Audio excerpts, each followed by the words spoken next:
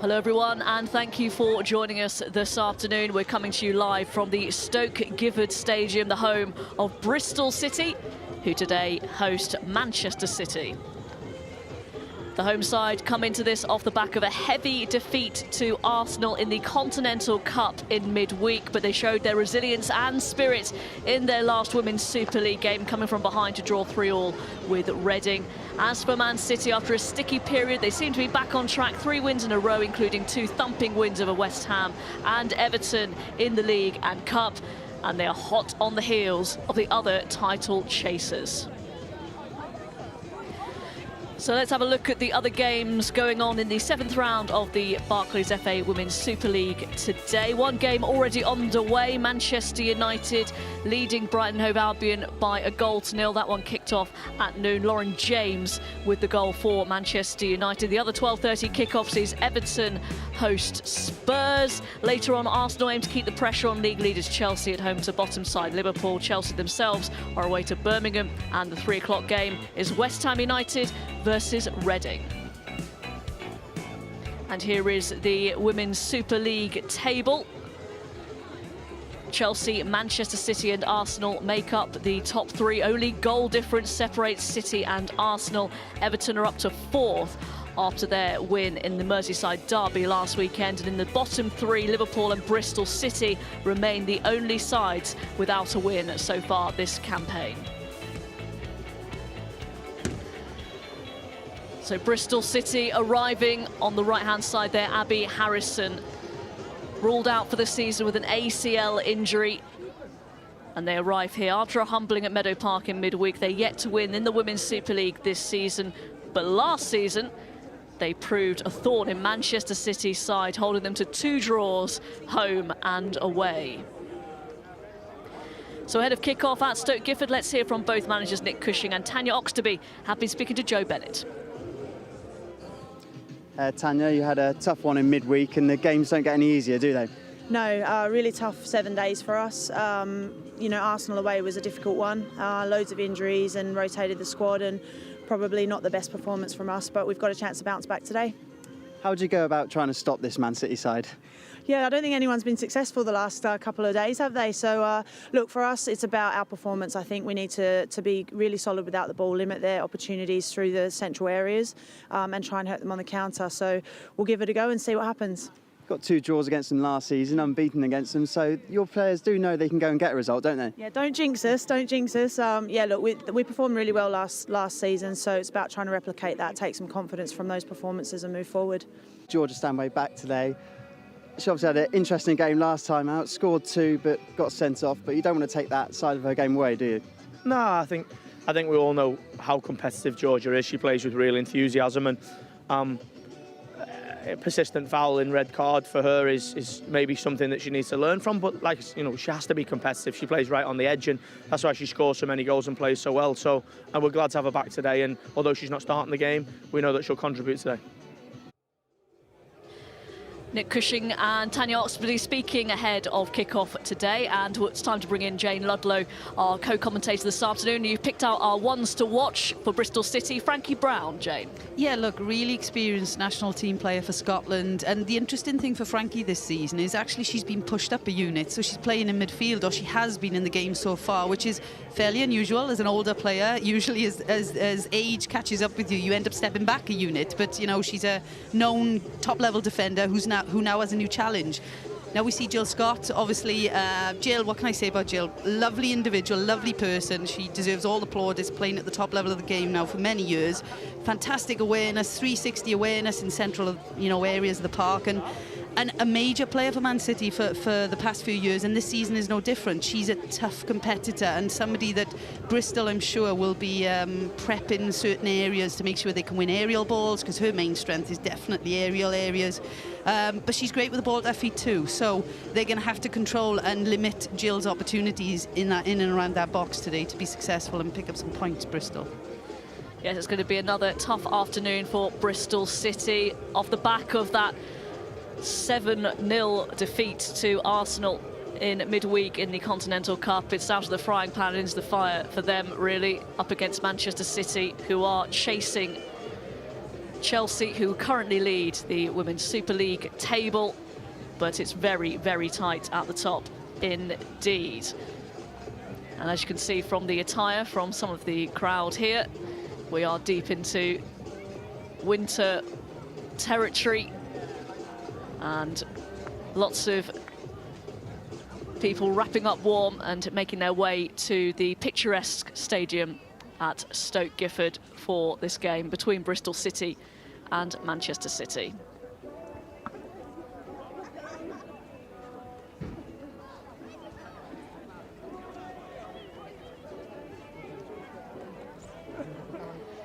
Bristol City up against Manchester City in the Women's Super League table. And Bristol City did cause a few problems for Man City last season. It was 2 draws, and actually they had a 2-goal lead in one of the games. Manchester City had to fight back to get a point.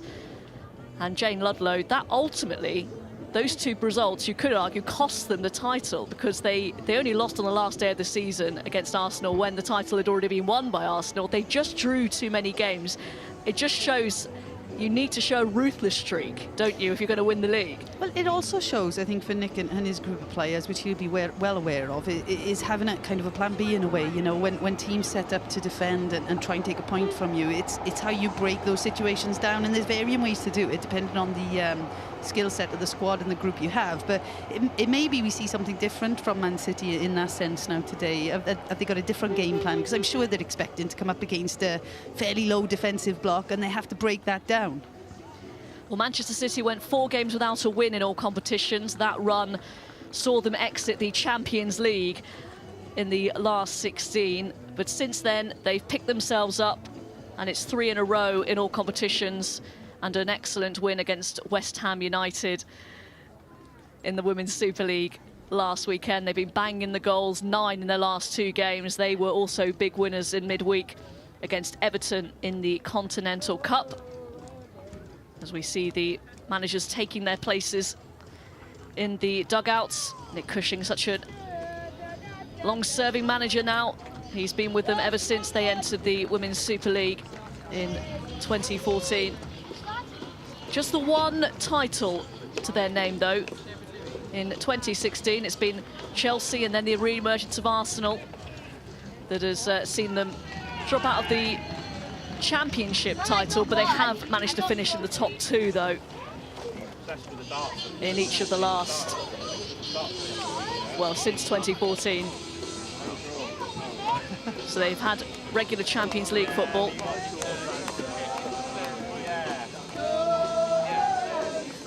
And Jane, coming into this, we heard from Tanya, didn't we, that they had a pretty heavy defeat in midweek against Arsenal. They've made a few changes, and Arsenal are obviously a real phenomenal side, aren't they? And it could be interesting to see how they pick themselves up from that.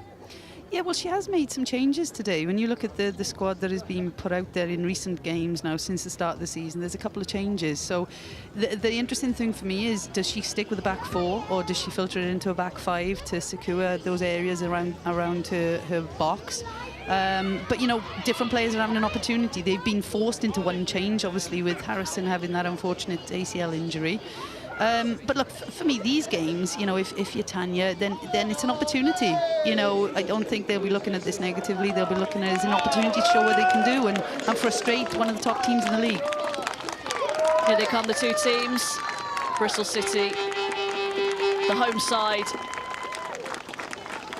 A loyal crowd gathering at Stoke Gifford Stadium to see if they can pull off a shock result against Manchester City, one of the powerhouses of the women's game in recent years. Bristol City held Manchester City to 2 draws last season, but they haven't beaten them since the first season of the Women's Super League that Manchester City participated in 2014.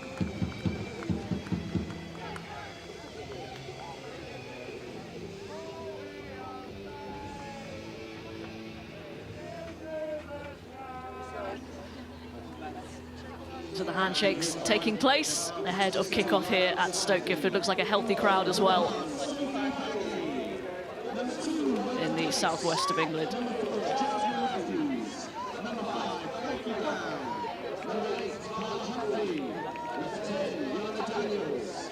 Here is the Bristol City team then. They came from behind to draw with Reading in their last Women's Super League game. Tanya Oxtoby makes 4 changes from that match. Matthews returns in defence. Daniels and Chance also come in. 17-year-old Katie Robinson starts her first ever Women's Super League game and leads the line.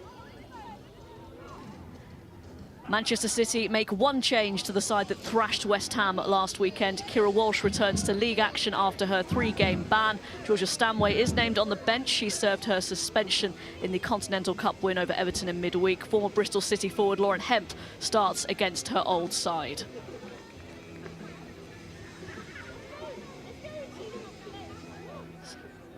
So when you look at those two sides, Jane, I mean, there's not really any comparison. Bristol City, heavy underdogs today. Yeah, they are. You know, let's be realistic about it. They are, but that doesn't mean they can't get a point, at least from this fixture. They are going to have to be disciplined in certain areas and defend certain parts of the pitch particularly well, and get a little bit of luck, I guess, along the way. But, you know, you look at the two squads, there's an immense amount of talent and experience in the one, and youthful enthusiasm in the other. You know, we said obviously they're leading the line with one of the youngest players in their squad today, Bristol, so hopefully she does well and rises to the challenge, but they are going to need some phenomenal performances if they are going to get 3 points. And it will be a precious 3 points. 8 points would be pretty good for Bristol City, currently second from bottom going into this game. 3 points, all draws, yet to win. They won't be expected to pick up that win this afternoon, but you never know. Is that your Welsh international leading I'm the... trying to lip read, because look, Lauren Dykes has been a fantastic servant to Welsh football. She's still playing, she's still a starting senior team player for us, but she's a leader, and what I've seen that in the last few years, how that's coming out more and more, and you can see that the communication she's given to a younger group then. I hope she has a good individual game, but I hope her leadership skills come to the fore as well when they're needed. You can see she was leading the discussions there. Lucy Oliver, the referee this afternoon, thankfully has remembered her coin. The final preparations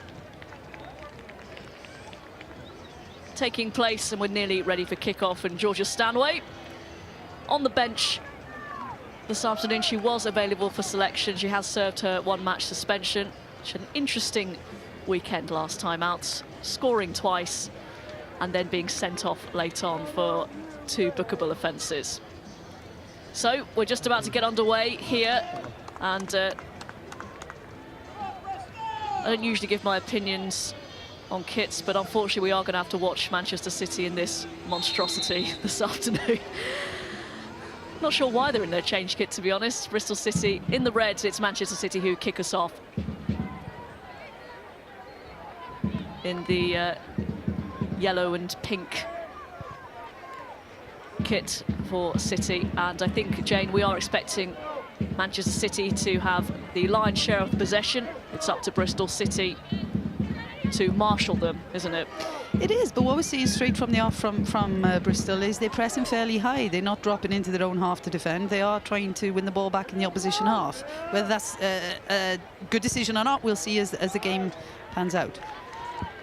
Corner inside the first minute. Janine Becky coming forward. And her new right-back position, she's played there now 3 games running. And she's made the position her own, because they are slightly light in that area, Manchester City, usually playing further forward, but she's done well so far.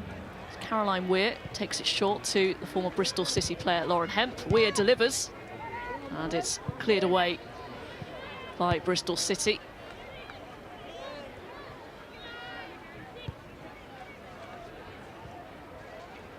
Here is Tessa Willart.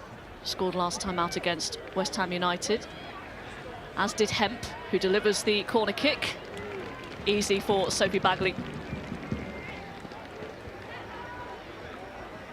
Top young keeper, Bagley.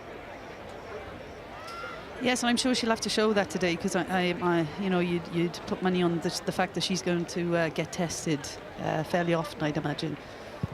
But you're right, a young player who's developing particularly well.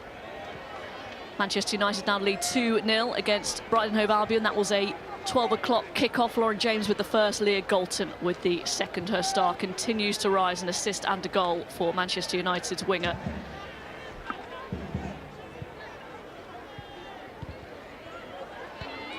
Here is Becky once again.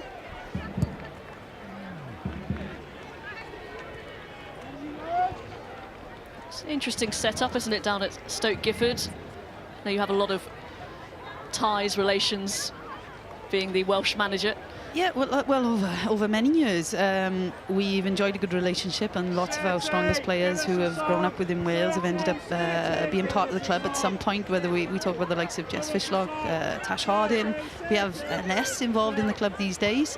Those players have moved on to different areas, but we're very thankful for the development environment that's been in Bristol for many years, and hopefully that will continue.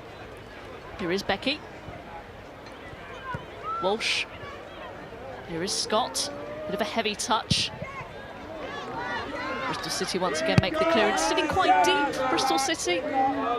Yeah, that last passage of play was interesting because what they've got Daniels playing on the left wing for them, and she's actually dropping very deep at times to become a back five. So when your winger has that defensive responsibility, it allows your fullbacks to get a lot narrower and creates that extra number in the back line when needed.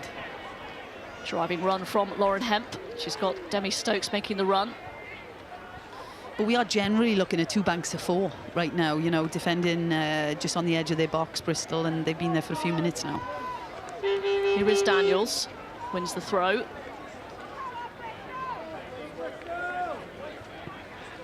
Re-signed in the summer after a year away with Liverpool. Back at Bristol City, she rejoined with Jasmine Matthews as well, who made the same journey.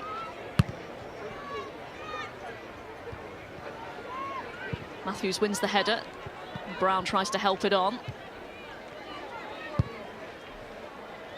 The forwards for Bristol City so far not getting a lot of change out of these defences. Those outballs have to be pretty perfect, don't they? Yeah, because they are defending obviously their own half quite a lot right now. When they do manage to break, it is about trying to hit that target player for them. And right now that's flipping between the youngster Robinson, 19, and number 11 Wellings, because they're the 2 players in this Bristol team right now who they have a defensive job to do, but they're not being asked to drop quite as deep as their midfield. So they're generally the target players. Whenever a red shirt does gain possession, they will be looking to hit those players as early as possible. Willart wanted the corner, it wasn't forthcoming.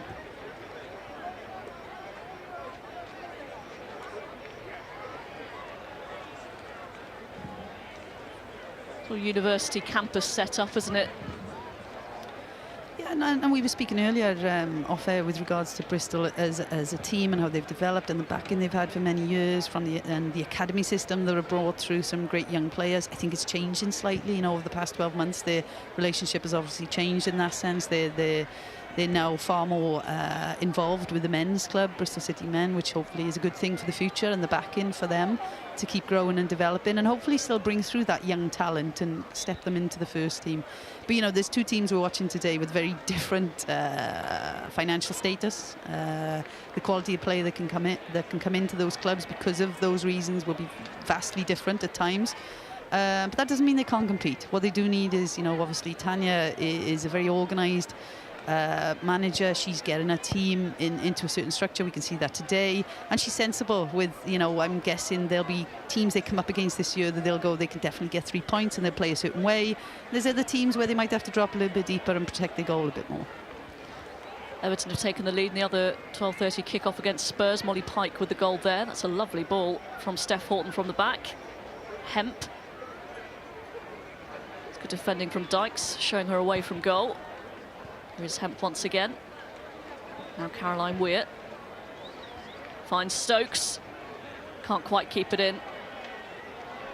Well, when you come up against the Manchester City side, they have threats all over the pitch, but one of their main threats is their central areas. You know, the players they have in there. We've spoken about Jill Scott briefly already today. Her ability, she does one heck of a job running into areas to create space for others. You know, at times she might not be getting those passes, but she's creating so much space for others around her. And the other midfielders, you know, Kira Walsh, who will be kind of the setter up of everything in a way, the build-up player for them. But no, it'll be interesting to see if this 4 unit as a midfield for Bristol manages to deal with that 3 in central areas, because you are looking at an overload at times. Central areas of the pitch. Horton to Becky. Walsh. Just an example here, obviously Wellings has dropped in to try and deal with Kira Walsh. But preference for Bristol will be that they stay slightly higher, so that when they pinch, Wellings, rather than picking up in these areas, she's another 20-30 yards up the pitch. She's done particularly well there. Look how far up the pitch Frankie Brown is. Yeah, she might be going up another unit by the end of today's game. Not a backline player anymore, or a midfielder. The youngster Robinson wins the throw, making good territory, Bristol City.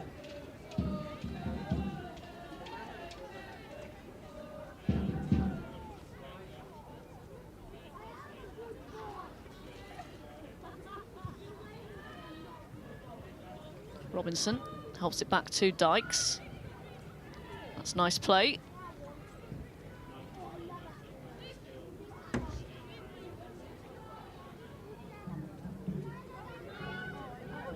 Humphrey.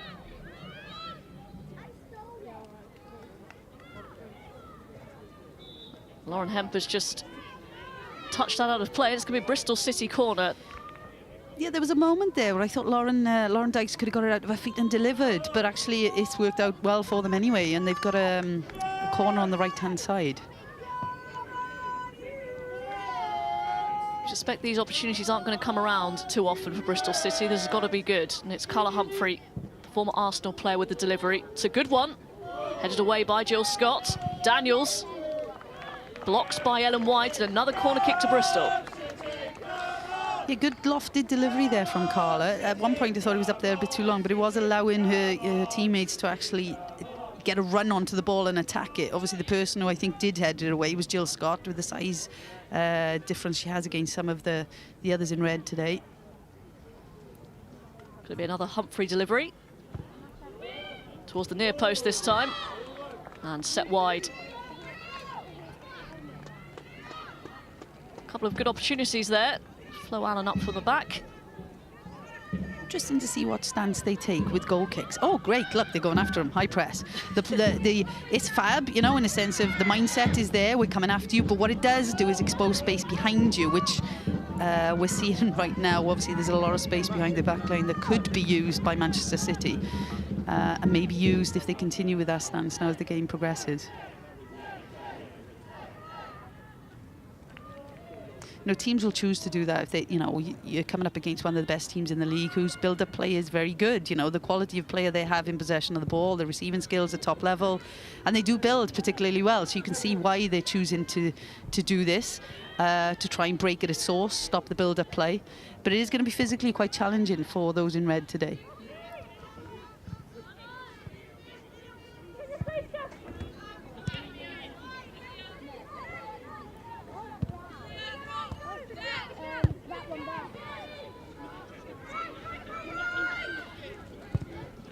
Bonner onto Demi Stokes.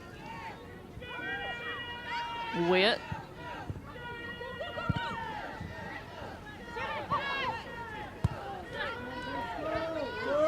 Horton striding forward. Becky delivers. Fantastic delivery. Really surprised Hemp didn't manage to get on the end of that. A little bit disorganised from a Bristol defensive unit set up here, and could we do better in wide areas to stop the source? Probably Allen could have been a bit better in the 1v1. Sargent's done enough, but she was lucky. Yes, Hemp was lurking. Walsh, that's a lovely slide rule pass. Here's Woolart. Can't pick out Ellen White. Jill Scott was making the late run. Yeah, poor detail from Willett there. We're not used to that, to be fair, because she's technically a very gifted individual, and that was a good opportunity. It was a good break in the first place, really good run in behind the back line. A bit flat-footed from the Bristol backline players, but nothing at the end of it, unfortunately, for the Man City players.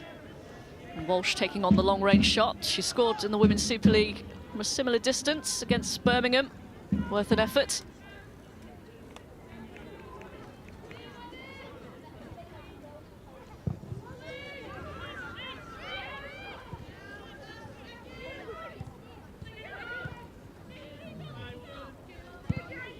Well, Manchester City are managing to move the ball around the pitch very well. You know, they're coming up against this 4-4-2 setup.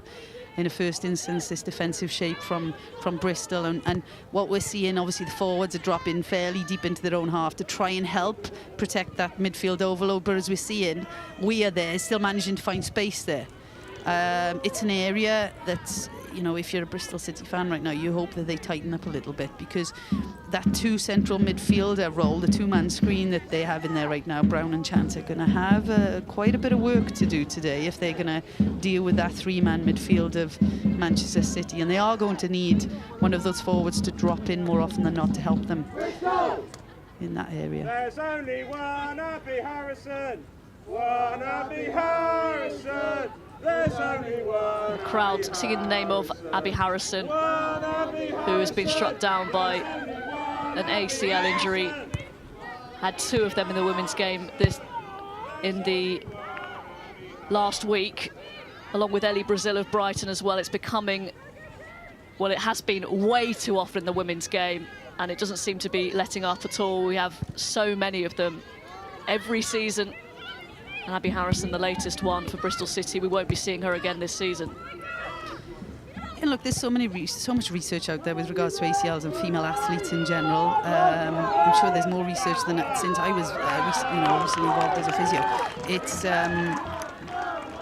are we prone to it in a way? Yes, and there's obviously lots of detail out there that highlights that, but are there good structures, good programs in place to try and prevent those instances happening? Yes. Does it come down to loading and management of player loading at times? Yes, but they're all, you know, they're a percentage part of why it happens. You know, sometimes it's tackles you can't do much about, but it is an unfortunate thing for female athletes. You know, we have to be mindful of it as coaches and make sure that the programs that are put in place do everything we can to restrict those things happening, because, you know, a year out of the game is tough for any player, whether you're young or old. It is pretty much the worst injury that a footballer can get. You almost prefer a broken leg, don't you? Because that can heal. The positive is, you know, the surgeons these days do one heck of a job, and the general, you know, consensus is if you do suffer it and you get decent surgery, then you'll be back. You know, that's the positive thing. Just as long as you say a long layoff. It is a long one. You're missing, pretty much a whole season, and there's other things as players can work on within that time if they're, you know, dedicated enough to do so and they're mentally strong enough to do so. But it is challenging for that individual. Horton, as Manchester City continue to try and probe. It's a good touch by Ellen White to Scott, and now Vullart. White's made the run. The diving header couldn't quite connect. Oh, I'd put money on Ellen finishing that, to be fair. What a great lofted pass to her. And I think, you know, I was impressed with the combination play just before it. They've managed to pick out space between the two units of Bristol, the backline unit and the midfield unit. That space, that pocket opened up, and Jill Scott used it particularly well. And obviously then Vullart, as we've mentioned earlier, great technician. And unfortunately, Ellen couldn't get on the end of it to get contact. It's a great cross, wasn't it, from Tessa Vullart? There is Chance. Wellings manages to, well, I thought she'd managed to find a teammate. Well, the challenge for Bristol today is when they are in possession of the ball in their own half, can they build? Can they manage to retain and create opportunities in the top end of the pitch? And it is going to be extremely challenging for them.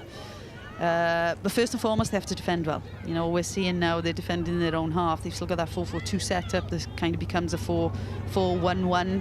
With one of their forwards dropping and trying to deal with Kira Walsh here. So obviously one of the key players in build-up play for Manchester City is Kira Walsh, so she has to be dealt with. But they're still managing to play through these two tight units of four of Bristol. Very neat and tidy so far from Manchester City. Really expansive game with regards to Manchester City right now. With, you know, the width that they use, and they are trying to spread the game, try and stretch these defensive units. Good movement from Walsh. Another good cross in. The referee has stopped play.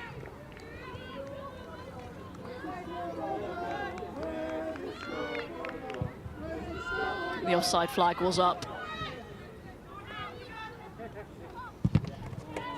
Well, Matthews' clearance closed down by Ellen White, and that is what you're going to get. Yeah, that's what she does particularly well. You know, her defensive game as a centre-forward, a top-level national team centre-forward, is a strength of hers, and it's a great thing for the English national team, because to have, you know, your defensive unit working so well with that point player, you know she's going to put a shift in for you every single game. She's going to do as much without the ball as she does with the ball for your team. And she's a example of a player who's had her fair share of injuries, but she just seems to keep coming back and looking like she's the same as ever, Ellen White. Yeah, look, many years ago now when we were teammates at Arsenal, she back then she had a few injury issues to deal with, and she was out of the game for you know, spells of time, but she's very strong mentally, you know, character-wise. She's a competitor, she's very driven, and you know, whenever she did suffer those setbacks, you know she was going to come back better and stronger.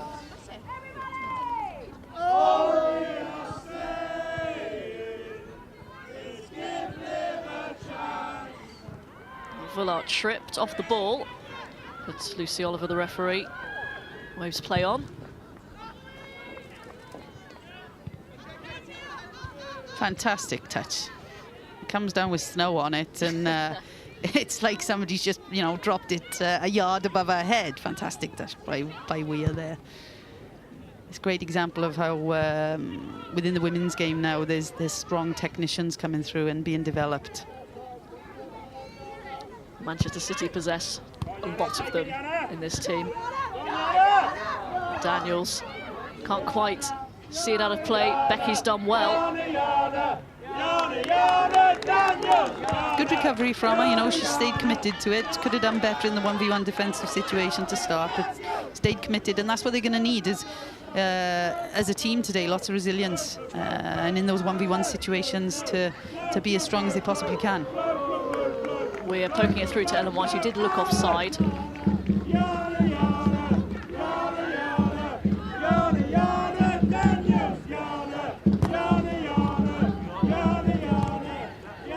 Daniels dispossessed. Here is Villard looking for options. Here is Scott. Hemp's made the run at the back post. Too much on it for her. Details aren't quite right now for Manchester City. You know, they're getting into the top third quite frequently, but it's about the details on that final pass. You know, they could be a little bit better at times. And there is the injured Abby Harrison in the middle there. We're watching brief from the gantry. Looks like she's enjoying a few treats. I'm sure she'll be worked hard, though, in her recovery from her ACL injury. I'm sure it's nuts or something very healthy. Not jelly babies. I'm sure, no, I doubt very much. Other sweets are available. Only 21 years old, Abby Harrison, so still a lot of football in her career, I'm sure. Yeah, and we wish her well. You know, she will definitely come back from it, but frustrating time for her. Good touch, and the first goal. Tessa Villard, 2-2 in the Women's Super League for her. Lovely cross, and that was a really well-taken goal. Yeah, we were saying a minute earlier, you know, the detail of their passes, that final ball into the box needs to be better, and it was. This time it was fantastic, you know. Pinpoint delivery, good timing and movement in to connect, and a good finish, you know, placing it in the corner, the left-hand corner of the goalkeeper. And is it what Manchester City deserve? Yes. In terms of the defending, over the head there of Megan Sargent.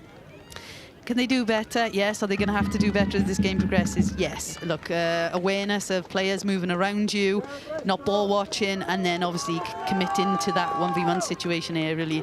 Hopefully it's something that Bristol can develop as this game goes on, because I'm sure there's going to be more opportunities where these things happen. They've had success once from getting deliveries in. I'm sure it'll be something that Manchester City try to do again. Well, this already has put a different complexion on the game. Bristol City having to defend, and now they're going to have to come forward. Maybe not just yet, but at some point, Eddie Roebuck is going to have to be forced into some sort of save. They had a couple of corners earlier on. They need to make more of those opportunities. Well, you know, from the outset, Tanya Oxtoby did mention in her interview, you know, areas they have to protect the central areas in their own half. They have to get numbers in there, and they have to do well in those situations. And they have for, you know, a big chunk of this first 20-odd minutes. But right now, look what we're seeing right now. That space is opening up. We've just seen Ellen White drop into that space between the two units and then play back to midfield, and they're still in possession of the ball. Or were. But again, they've got it back. Look, those areas, and the manager mentioned it herself, they have to be better in those areas, because this type of team are going to do you damage if they manage to get combination play in and around that, what coaches call that zone 14 area. Manchester City want more. Becky seeing a lot of the ball on the right-hand side. The initial cross defended, but Becky's allowed to get back onto the second ball here. It's another good delivery. Ellen White straight into the block of Jasmine Matthews. Yeah, and looking at the last phase of play, we're generally seeing now the wide players, the wingers of Bristol dropping and doing that fullback role, so that the fullback can get narrower, so that they can get that four protecting their goal first and foremost. So the physical challenge for those wide players, Daniels in particular, we've seen her doing it a lot so far. It's going to be a challenging game for them. Can you see them scoring right now? No, but we're only 20 minutes into the game, so things can change quite, you know, quickly in football. They get a few chances now in the top third of the pitch. Who knows? Daniels wins the header. Gemma Bonner under pressure, concedes the throw.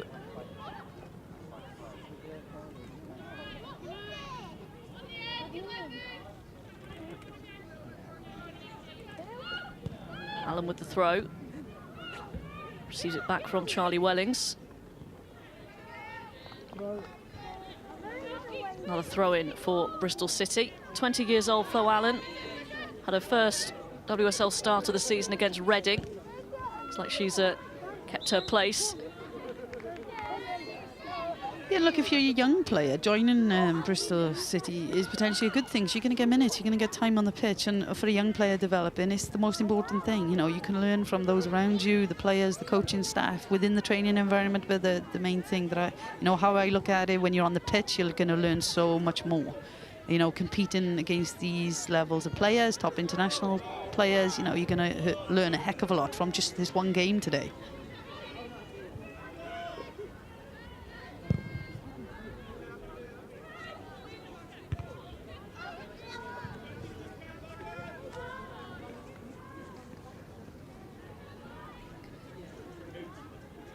Spurs have equalised against Everton, 1-1 there. Lucy Quinn.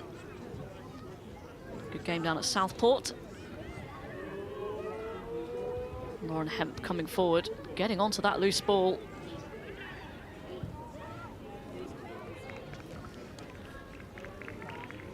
Everton have retaken the lead, 2-1 now. And that should be a good game to watch later on. The Women's Football Show on BBC 4, 7 o'clock. The highlights of every single game from the Women's Super League.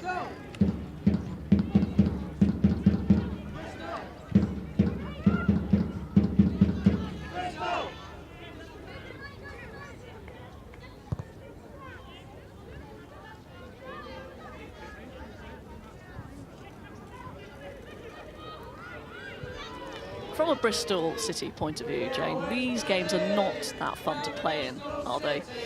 It depends your mindset. Take me back to my playing days. I would have loved it. Absolutely loved it. You were never on the... Many years ago. As an Arsenal player, you never played No. like Many years ago. I wasn't always an Arsenal player. I was Southampton. I was Millwall for a short spell of time. I was Barrytown. So I was involved in those environments, and I used to absolutely love it. When I was a baby, we played Croydon, latter stages FA Cup, and I remember Hope Powell was up against me. That's how long ago it was. Sorry, Hope, but you were playing back then, and I think you done me quite a few times on the pitch. But they obviously beat us. But, you know, those moments I used to love as a player. I used to love it in training when the boss man used to put me in kind of the team with the youngsters against all our stars. I used to love it because it was just a competitive element. And I guess it's a tough challenge. And for me, if the mindset of the Bristol girls are right tonight and they're thinking of it like that, then they can get something from this game. More defending to do here. Villart, lovely touch. Already got her first goal. Delivers. Becky. Allen with the block.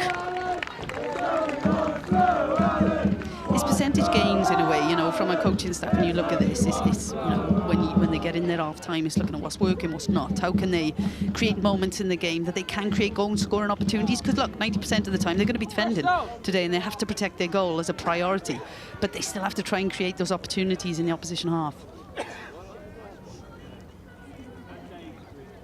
haven't seen many of them from a Bristol City point of view. Here is the Manchester City corner. Well defended.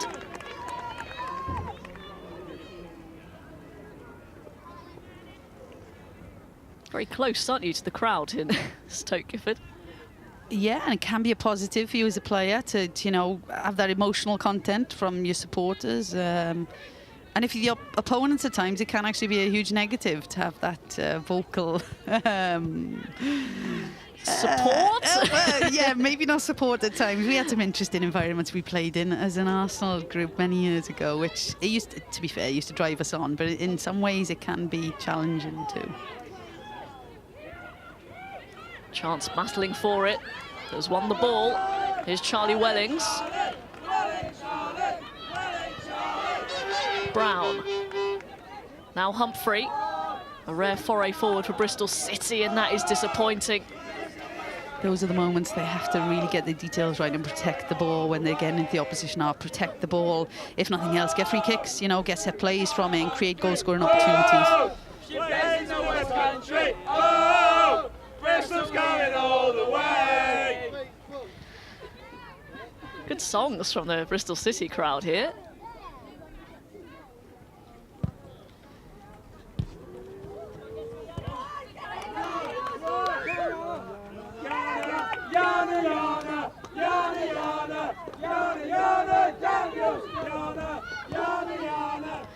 Loving that to the Colo Yaya Toure chant. Chance here for Ellen White. Good save from Bagley. You see what White was trying to do there. Didn't quite find the corner. Yeah, that space opened up, to be fair. Good combination play and good movement from Ellen, you know, to stretch that back line and get on to the end of the pass. Unfortunately for her, not a great strike at the end of it, and good coverage by the goalkeeper. I think, you know, the tempo of the game is fairly slow right now, but what you do see from Manchester City is when they regain the ball in certain areas of the pitch, they do change tempo, and as we saw there, quick combination play, and they're causing problems for the Bristol backline. Unsurprisingly, they are the noisy Bristol City supporters. Good foray of, good selection of badges on that man's hat there. Good stuff. Walsh to Jill Scott, and now Becky. It's another good delivery, another good bit of defensive play from Megan Sargent.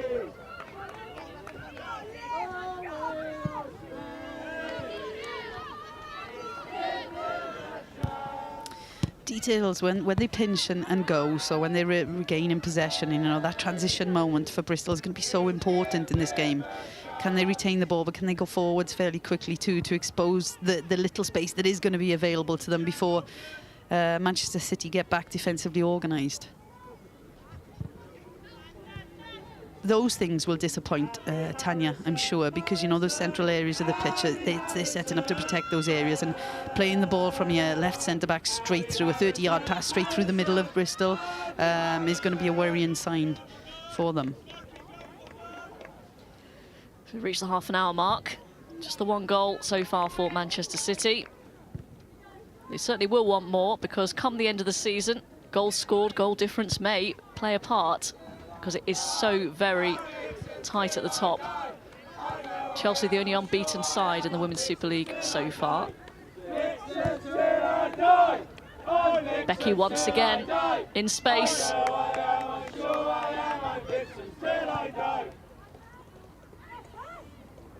Villart. Now Walsh.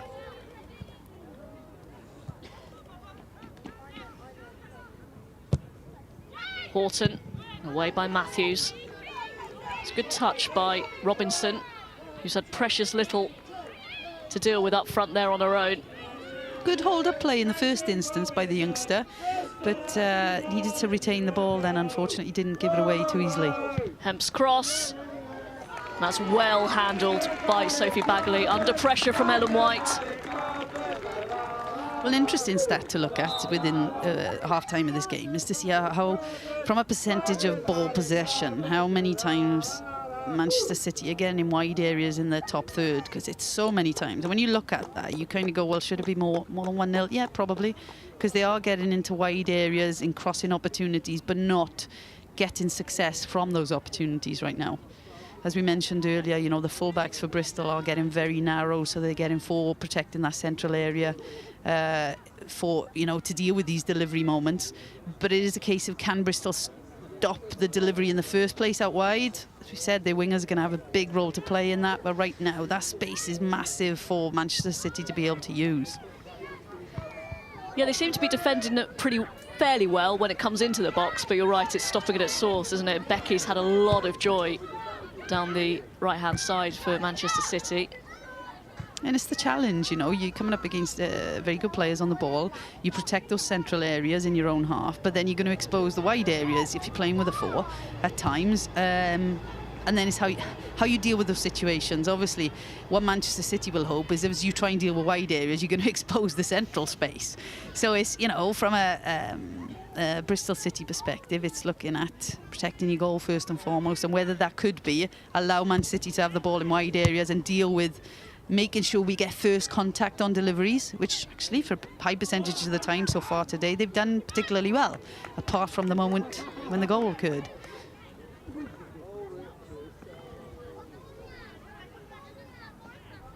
Steph Horton, ever present once again in the Women's Super League this season for Manchester City, has played pretty much every single minute in every competition, only been brought off once in the Champions League this season.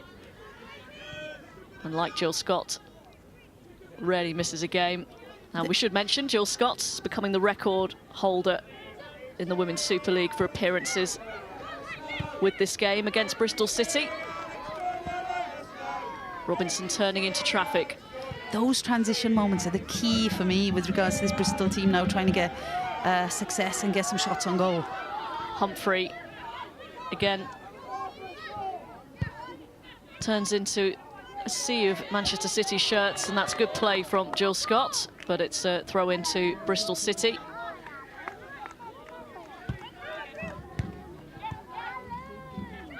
Daniels. Now Frankie Brown.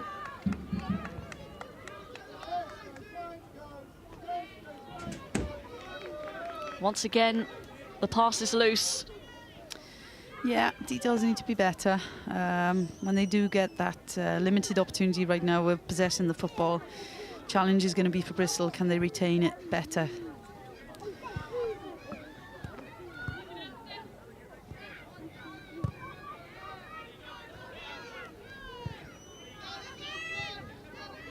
Lovely layoff from White. Stokes with an aimless ball. Matthews has time to pick the pass. It's an excellent ball. Charlie Wellings. Good recovery defending there from Stokes, to be fair. Great touch from Wellings, but good defending too from Stokes to pinch the ball back.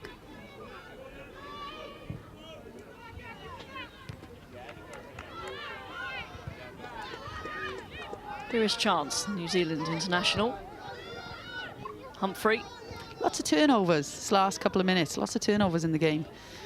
Possession going both ways. 10 minutes to go until half-time. And Manchester City have got a touch sloppy. Wellings has kept that one in. The bounce favours Manchester City. Stokes can bring it away unopposed. Patient build-up game from Manchester City right now. Obviously they're 1 goal ahead, so don't need to go forwards quickly. They're going to wait for opportunities to open up. We're seeing the centre-backs, you know, having time on the ball to play and get their heads up and look for the best passing options right now. Here we see Steph sliding it through into central areas for Jill Scott and bouncing towards. And these are the danger times for me, for Bristol City. When you look at that, you know, at back through moments from Manchester City, they'll expose space in behind. Right now they've dealt with that very well. Jazz Matthews there covering, and obviously the goalkeeper Bagley coming out where she needs to.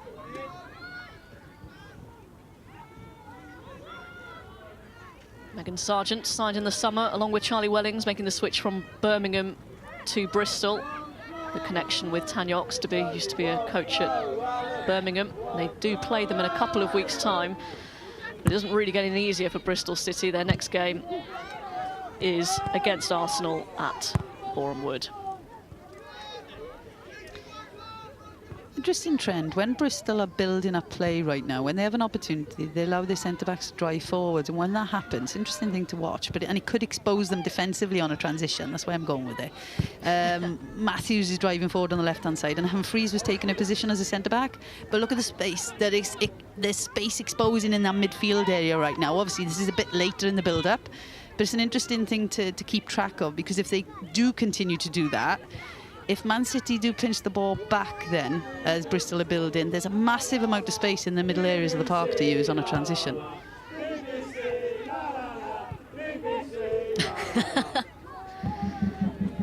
They've got a chant for us. Thankfully, it's fairly inoffensive so far. I'm glad I don't play anymore, because the comments that used to come out for Leds as the player weren't particularly nice. I'm hoping it's nicer these days as a commentator. At the moment, it's fairly PG, thankfully. It's really nice to hear this very positive chants for all the players, it seems, from a Bristol City perspective.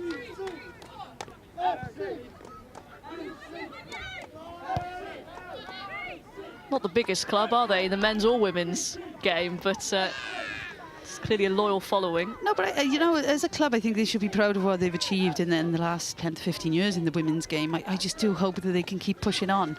And when you think of the future and how bright it is with the women's game and the finances that are coming into the arena from different clubs, you know, top-level male clubs, then you just hope that they can compete going forward. Becky's crossover hit this time.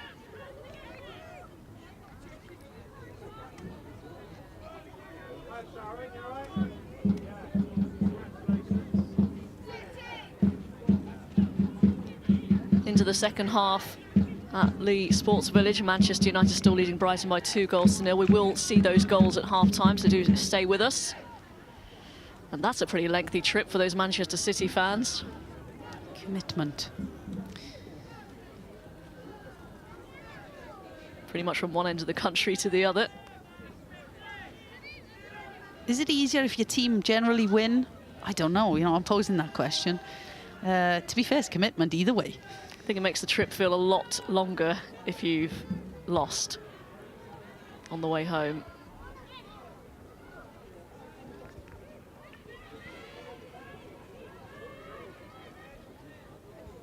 Still very much in this game, Bristol City. I'm sure they'll be relatively pleased. You know, if this goes to half-time just 1-0, then they're still in with a shout.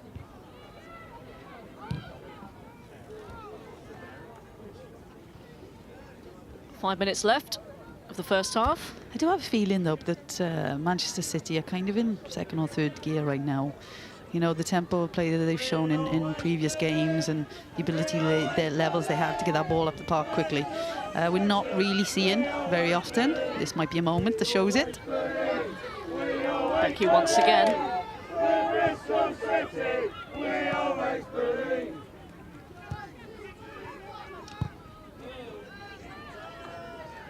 Stokes in a bit of space.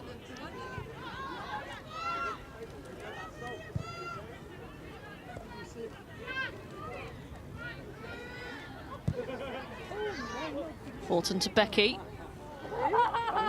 Again, space in wide areas to use.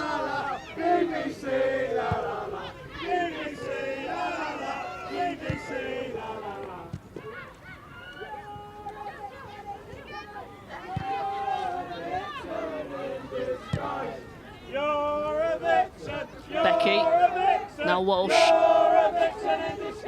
That's nice play. Becky's cross. Dangerous. I'm wondering if she looks back at that, would it have been a better decision to maybe dink it up far post area or drive it, you know, that cut back? Let's have a look again. Let's use running in. Not far off for Ellen White, but would it have been better just to cut it back to her, maybe? A good build-up play in the first instance in the wide area. Bit of combination play.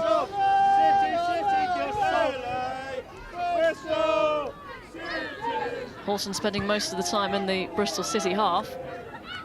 Here's Caroline Weir. Scott. Becky. Gets past Daniels. Corner kick. Good covering by Allen. Yeah, good covering from that narrow fullback, Allen, as you said. But, you know, difficult game today for Daniels. Predominantly Manchester City are coming down this right-hand side. And, you know, she's an attacking player first and foremost, but she's having to defend, you know, for 90% of this game today. And not particularly a wide one, generally. Yeah, you can see, obviously, the 1v1 defending and that skill set is maybe not something that is at the top of her skill set right calling now. By Bagley. But it's something she's going to have to develop as the game goes on.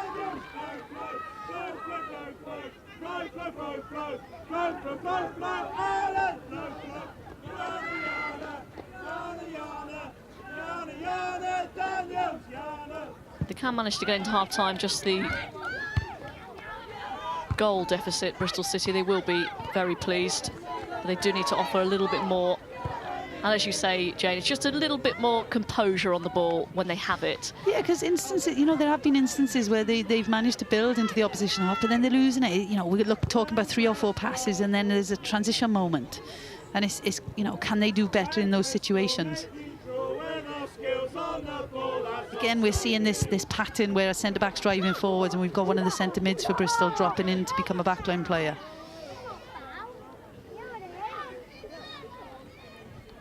The decision does go Manchester City's way.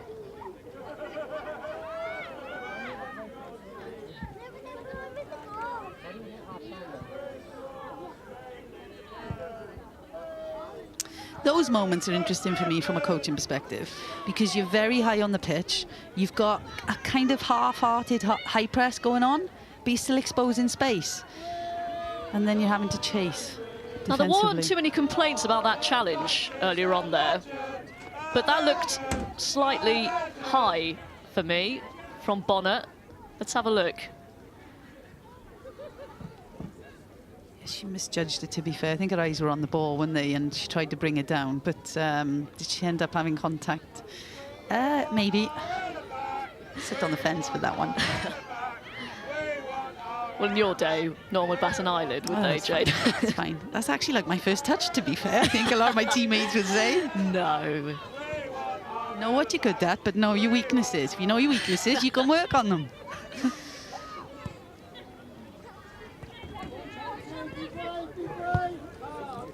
It's nice play. Scott, first time to Becky. Wellings coming back, conceding the corner. Again, we're seeing this right-hand side being a good attacking area for Manchester City today. You know, attack after attack is coming down this right-hand flank. But we're seeing there now Wellings, you know, having to drop very deep to defend it, but defends it particularly well.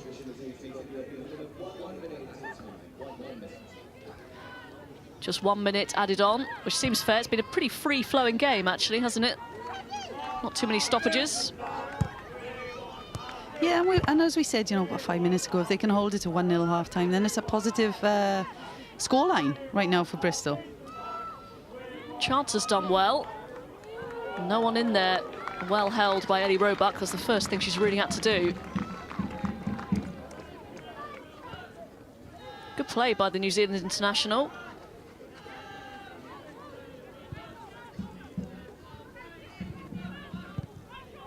Just too late arriving in the penalty area. Yeah, opportunity. You know, they're not going to get, double figures of opportunities today, I wouldn't imagine. So it is, can they make the most of those moments when they are in the box of Manchester City?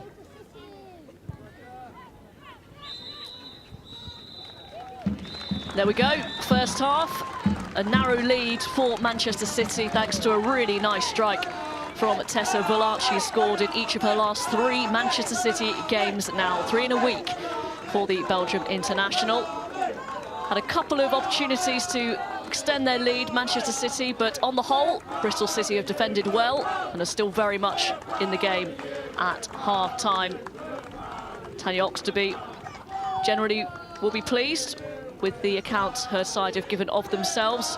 Perhaps need to offer a little bit more in possession, and in the final third in the second half. Still a bit more work for Manchester City to do to seal the win. Not quite as easy as last weekend against West Ham United. So at half-time at Stoke Gifford Stadium, it is Bristol City 0, Manchester City 1.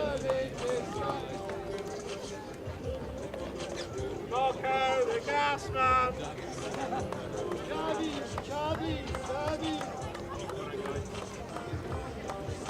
So 1-0 to Manchester City at half-time. It's a very vocal support for the home side, especially by that section of the crowd. So let's take you through the key incidents of that first half. And after over 20 minutes of play, Manchester City finally made the breakthrough from Tessa Villart. Yeah, look, lots of space in this wide area and a great delivery into the box and great contact, first touch, you know, bringing it down and then, you know, getting a body shape right to just slot it past the goalkeeper. But good delivery and a great finish. And just what Manchester City deserved, you know, for the 45 minutes of play. They had so much possession in the opposition half, but they've been very patient, but they are creating opportunities too. And another opportunity, Ellen White this time, inches away from making contact with this. A similar build-up, a similar chance, wasn't it? Yeah, it's good, you know, kind of a third-man run from Ellen White there, getting on the end of that pass, good vision to be able to play it forwards to her, but unfortunately for Ellen White, not getting the contact on the ball that she would have liked. And as you've been mentioning throughout the first half, Jane, it's the wide areas where City have had a lot of joy. Yeah, look, you know, they're setting up with their back four, and lots of times their fullback is fairly narrow on the pitch. So, you know, it's a case of protecting the central areas as a priority. And at times they can't deal with the wide delivery, so they're not stopping the delivery happening, but they are winning first contact in the box, which is going to be very important for them now for the second 45 minutes. So even though, you know, Manchester City getting lots of opportunities to do these things, if they're defending like that within the 6-yard area, then, you know, they'll stop leaking goals and it'll be a positive for them. You know, from a possession point of view, it's great to have that big stat of how much possession you get in certain areas, but they're not managing to score goals from it. So from a Bristol point of view, it's a positive. So it looks like that food van is doing a roaring trade before we head back for the second half. And we'll go through the other scores as well from the earlier games in the Women's Super League this afternoon. In the 3 o'clock kickoff, though, later on today, Reading travel to West Ham United ahead of that game. Let's find out a little bit more about the Royals midfielder, Jade Moore.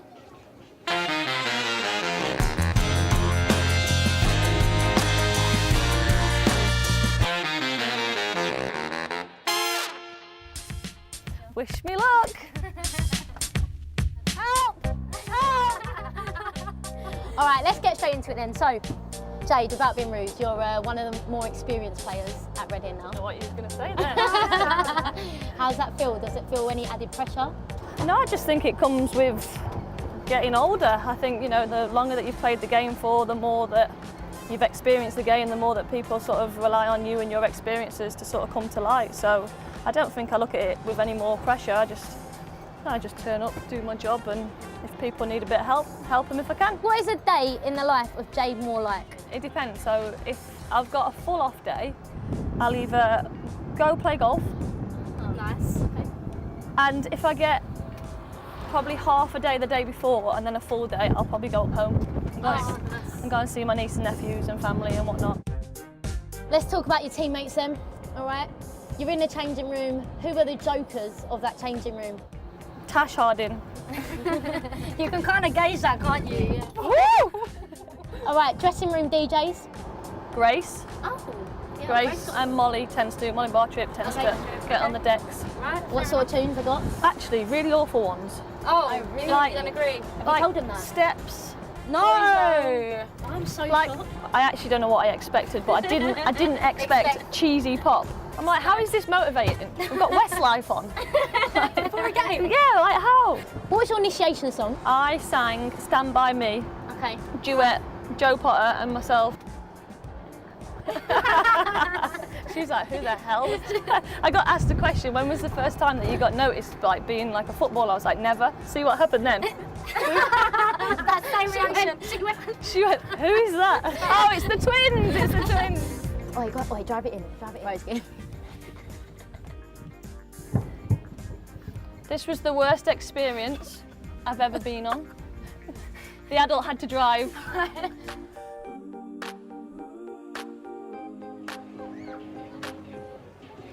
Jade Moore, whose Reading side will be taking on West Ham United later on. That's a 3 o'clock kickoff at Rush Green. Half-time at Stoke Gifford Stadium. Manchester City leading by a goal to nil at Bristol City. The other 12:30 kickoff, Everton versus Tottenham. Let's get the latest with our commentator, Emma Jones.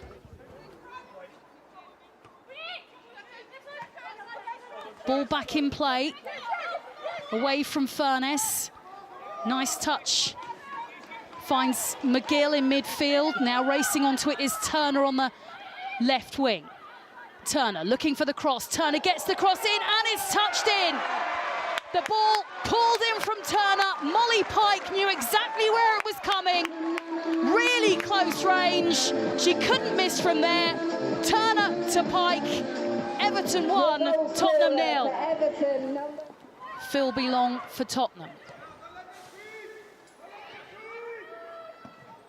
Comes into Claire Moron, who gives it to her defence. George, oh, and this could be a real error that leads to an equaliser. Well, that came out of absolutely nothing in the end.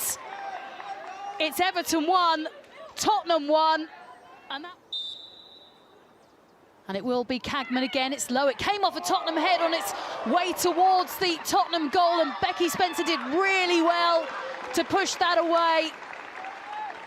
It was spinning in dangerously. Corner now for Everton. Becky Spencer punches at it, but can't get to it. And Everton regain the lead.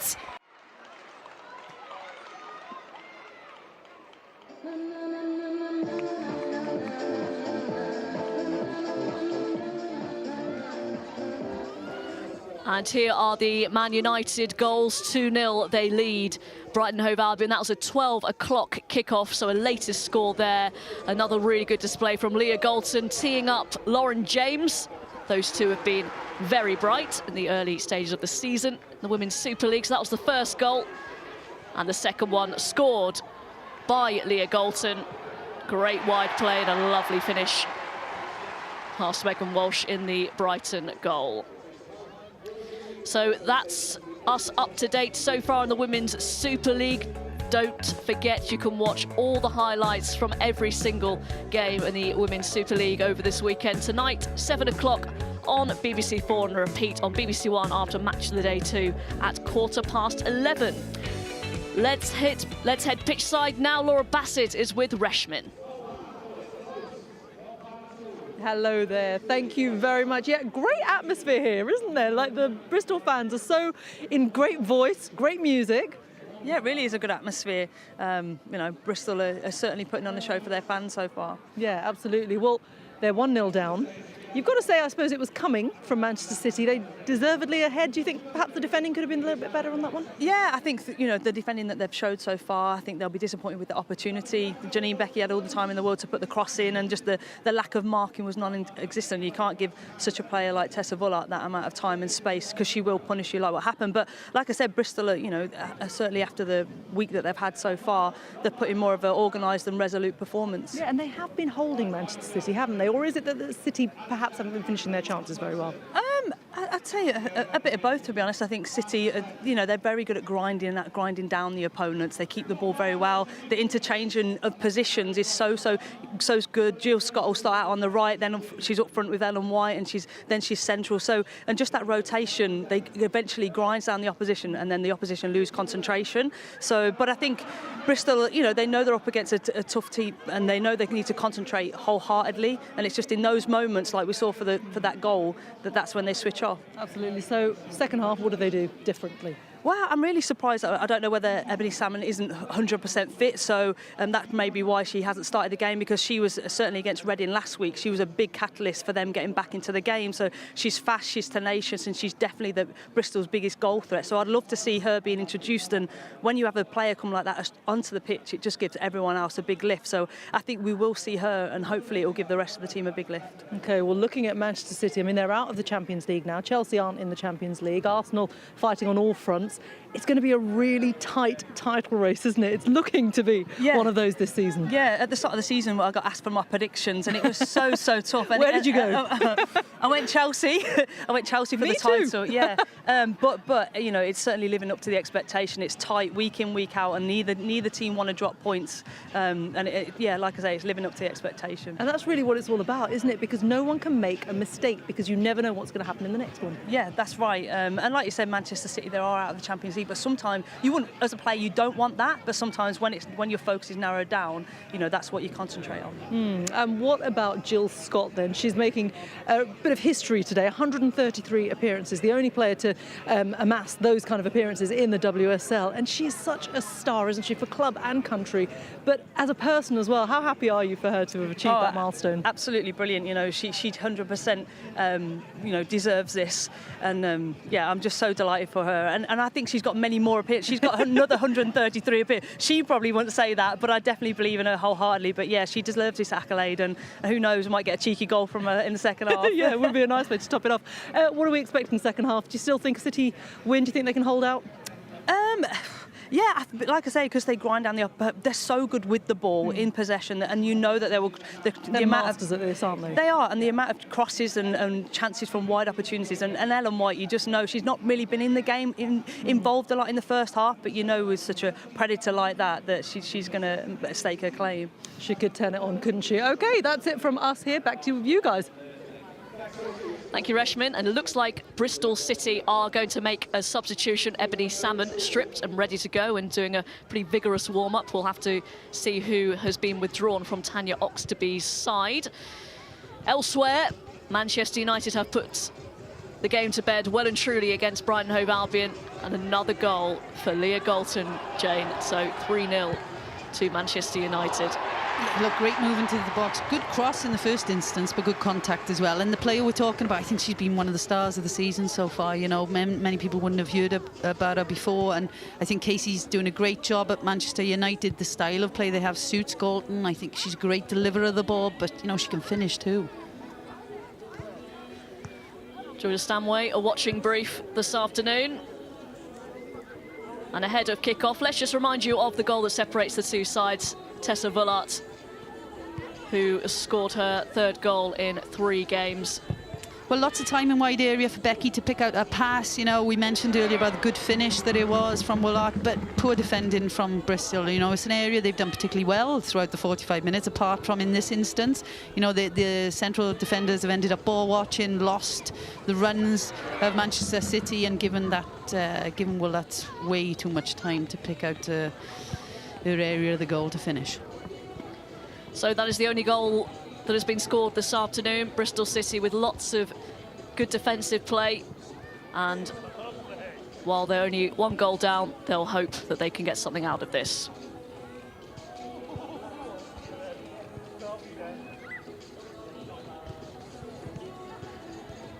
Still waiting for the 2 teams to emerge out here at Stoke Gifford. Great support from both sets of fans. And Bristol City trailing by 1-0 at the break. And just seeing all these snacks is making me very hungry, and that is not helping.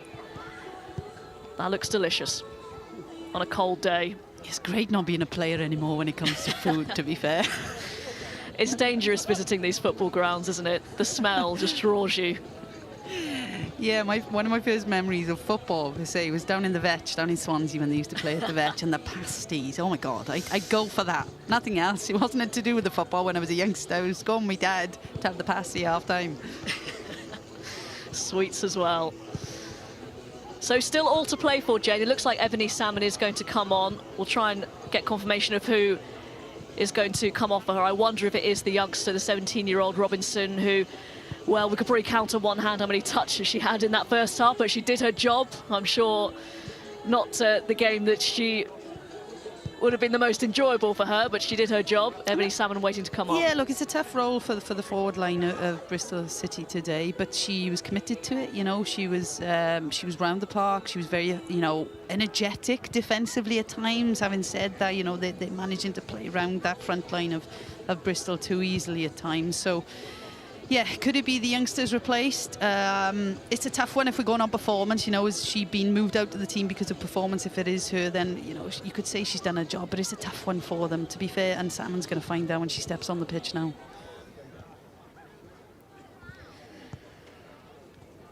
Well, if you do hear trains in the background, that is the Bristol Temple Meads to Bristol Parkway line. So, yeah, very close proximity to the actual ground.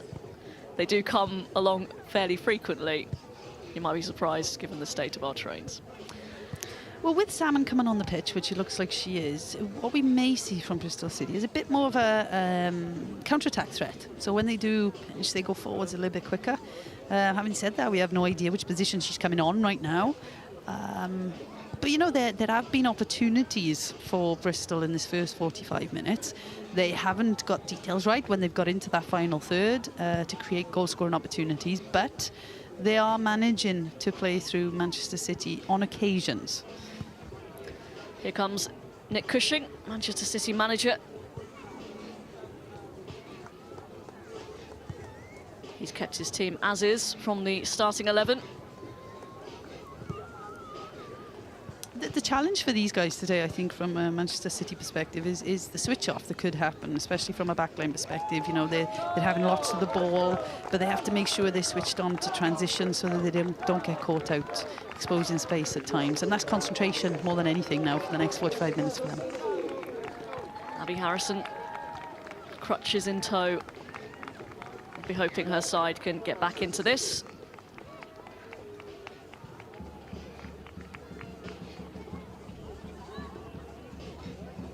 Tessa Vullart with the goal. She's in excellent form for Manchester City in League and Cup. The last week, 3 goals in 3 games. And Man City will want more. They'll want to put the seal on this Women's Super League victory. Just the 1 defeat so far this season and only 1 goal conceded for Manchester City. They are a tough nut to crack. It's the 1-0 defeat to Arsenal a couple of weeks back. Well, if they are going to get 3 points out of this, there's got to be potentially more than one player that has a phenomenal 45 minutes. But that can happen. You know, it's an environment that for these, in particular the younger players in the group, to shine. You know, have an opportunity, step on the pitch and compete. They are coming against some top-level opponents today, but work hard enough, then you never know. It is Katie Robinson who has been withdrawn at the break. Her first ever WSL start at the age of 17, so it's a good experience under her belt, but I was going to say the more experienced Ebony Salmon she is, but she's only 18. Former Manchester United, she went on loan last season to Sheffield United, scored 7 in 9. She knows where the goal is. She scored a really good goal also against Reading in the last Women's Super League game, during which they came from 2-0 and 3-1 down to draw 3-all. So maybe a little bit more potency from Ebony Salmon into this second half, which is about to get underway, and Ebony Salmon is going to have her first touch as a substitute. Bristol City kick us off in the second half, only trailing by 1-0. A really neat finish by Tessa Vullart. They will be expecting to do more defending in this half. Eventually, they're going to have to throw a bit of caution to the wind. Interesting choice from Bristol to go back from the kickoff, and they ended up going back all the way to the goalkeeper. Interesting choice, but you know, their mindset maybe, you know, let's retain, whether that's in our defensive third or midfield third, rather than let's go forward and score goals. Scott immediately, Becky on the attack for Manchester City. Cuts it back towards Vullart, and the clearance from Brown was straight to a Manchester City player. Well, it'd be interesting to see if they do lock up that, well, the left-hand side for Bristol. Obviously, it's the right-hand side for Manchester City that has been so successful in their attacks into the box right now. But we're looking, you know, a minute into the second half of the game, and we're seeing the same trend happening. So maybe an area that isn't concerning Bristol, because they are dealing with the contact situations in the box. But I am surprised that they don't try and lock that area up a little bit a little bit more than they have done so far.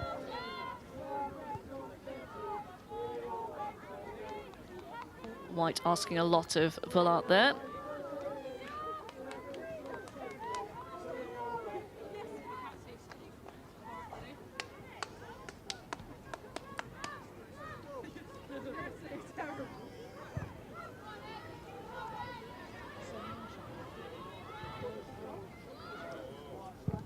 You look tense, Jane. Well, I'm surprised by the choice of pass on that, if I'm honest. But look where they've ended up. Or have they retained? Yes, they have retained.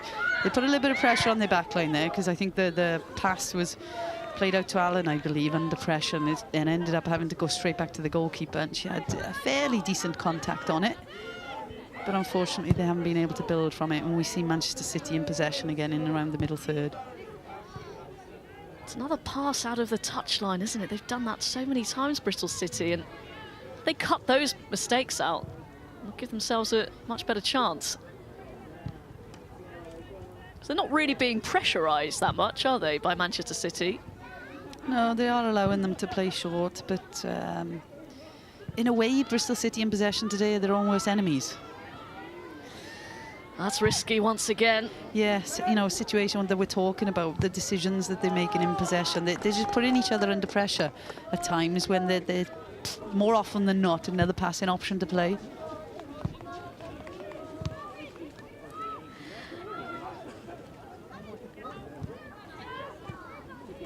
Stokes, Villard, changing the point of attack. Horton under no pressure, allowed to come forward. Finds Villard. It's a good ball. Ellen White couldn't control.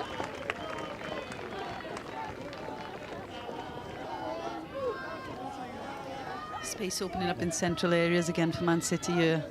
Unusual for Ellen White not to get on the end of a pass like that, but good goalkeeping to come out and deal with it. Intelligent ball from Villard.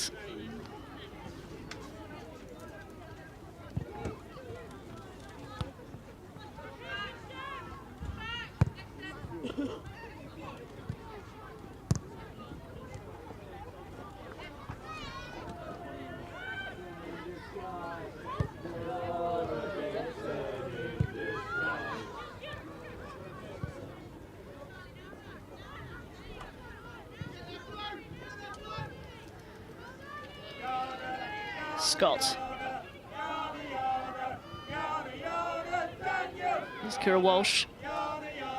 Manipulation of the ball from Walsh. Finds Weir. Villard, this is nice from Manchester City. Slightly different organisation from Bristol right now, in more of a 4-5-1 setup rather than the two forward line.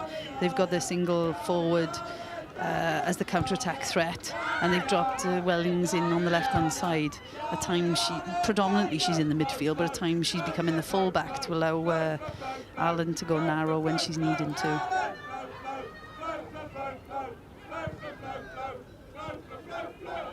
Good defending by Matthews, stepping in. And that's a very good pass. Ebony Salmon might have to do this alone. Draws the save from Ellie Roebuck. Excellent play from Salmon. The kid did well there. You know, you think chance to get a shot on goal. She's done particularly well. She's got a 3v1 situation that ends up happening. So, you know, when you look at Bristol from a counter-attack threat, they do need somebody to either win set plays higher up the park for them, as we're going to see now, and hopefully they can have success from it, or get goal-scoring opportunities. But the kid is probably going to have to do it on a lonesome a lot of the time. Chance from the corner kick for Bristol City. Humphrey once again. It's a deep delivery. Oh, and Matthews got there. What a chance that was. Great opportunity. I believe it was Ellen White who's just lost Matthews on the run-up there. And, you know, we see from Manchester City the semi-zonal. They've got a couple of zones in there, 3 zones, but the others have the role of man mark. And I believe it was Ellen White who's just lost Matthews on the run in there. Manchester City lucky that Matthews didn't manage to get a better contact. Well, that was a fantastic opportunity for Bristol City to get back into this.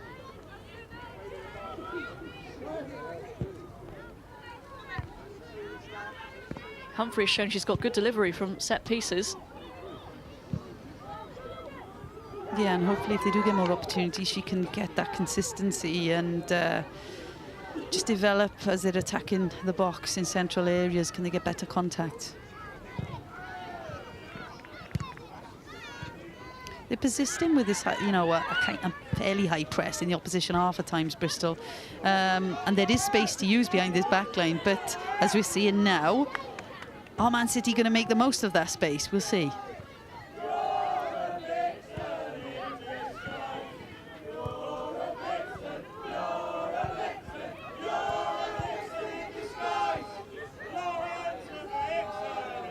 Walsh, Vallart.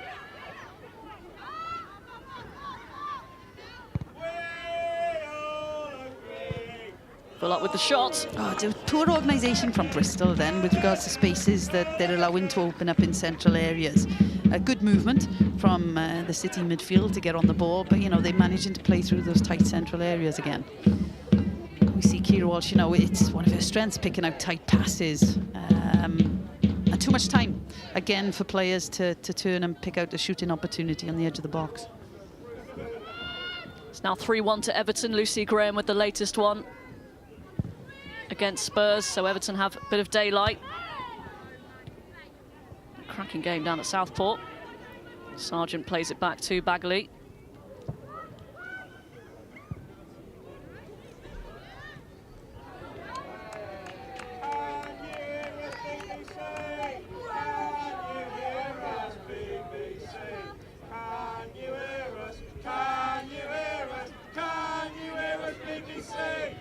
Can we start our own chant? We can hear you loud and clear, if you want. Go. I'm not sure which to start with, though. We could make a chant for the people doing the chant, if you'd like. Have a little think. Some homework for you between now and full time.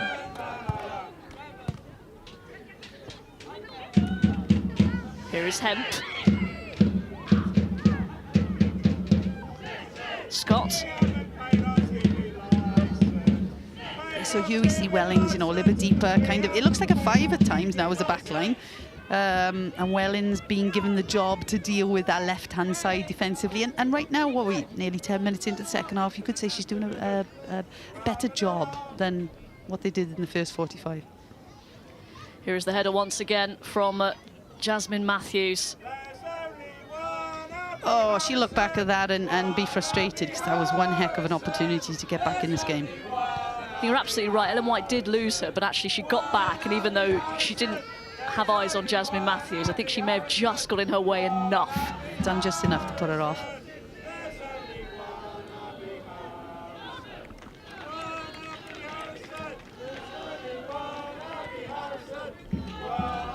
Harrison, there's only one Abby Harrison.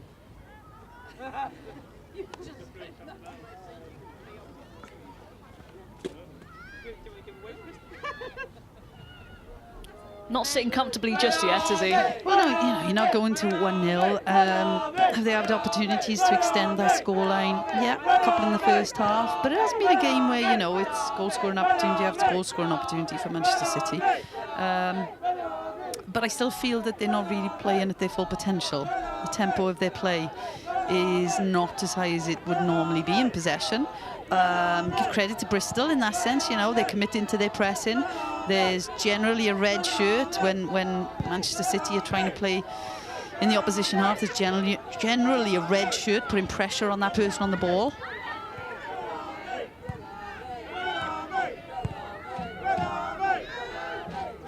But it is a bit of a chasing game right now, isn't it? We're watching Bristol defensively. They're committing to it, they're working hard. They are trying to protect those danger areas, but not many opportunities to pinch the ball back and attack. And that's going to start wearing on the legs, isn't it? We've only played 10 minutes of the second half. For me, it's this moment now. Can they hit that point player they put on the pitch? Can they hit Salmon? Yeah, they have. Great. Good ball by Daniel. Salmon once again. Have to wait for some runners here. That's good play by Salmon. Heavy touch by Charlie Wellings. Salmon once again, trying to get round the back of Demi Stokes. Unfortunately, she couldn't get a corner from that, because to be fair to her and Wellings, I think there was about a 7v2 going on there. You know, Manchester City have got bodies back very quickly defensively, and Stoke's doing a good job to just get the ball out to play here. It's going to be a tough one, but, you know, if the kid can keep her energy levels now for the next 35 minutes, I'm sure she'll get more than one more opportunity. Well, Vullart, Bagley did just enough. She's made a good impact already, though, Ebony Salmon. Yeah, you can see why they've made that change. It does give them more of a transitional threat. So when they do manage to regain, that there is a point person they can hit and try and get success out of. Scott allowed to turn here. Here's Vullart. Slides it through towards White. Defended well. What a great clearance by Matthews. Here's Hemp. Another block. Bristol City clear it for now. Back in the possession of Manchester City. Walsh delivers straight into the gloves of Bagley. Look, that last attack has come from just space opening up between the back line of Bristol and the midfield unit, because the midfield is still committing to that high press within the middle third. But as we've seen in that last moment of play, the back line are actually starting to drop a little bit quicker. So interesting to see if that becomes a trend now in the last chunk of this game, because we could see Manchester City players having far more success just in front of the back line of Bristol if those things happen.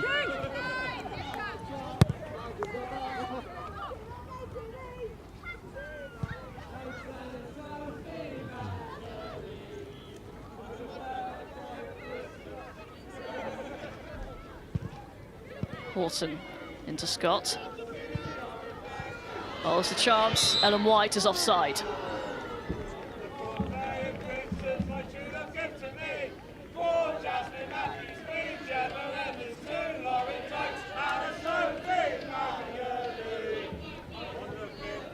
They're doing the 12 days of Christmas to the Bristol City players. To be fair, I was going to join in, but everybody thinks Welsh people have fantastic singing voices, but I break that mould completely. If anybody's ever heard me sing the national anthem on the side of the pitch, I love it, but I am absolutely awful, so I don't think I will today. Sophie Bagger-Lee. She's got a really good name for the final line of that song. We can't tempt you. No, but I do love Christmas, to be fair. I'm a person who's already singing Christmas songs every time I get in the car. Crunching challenge. Hemp comes away with it.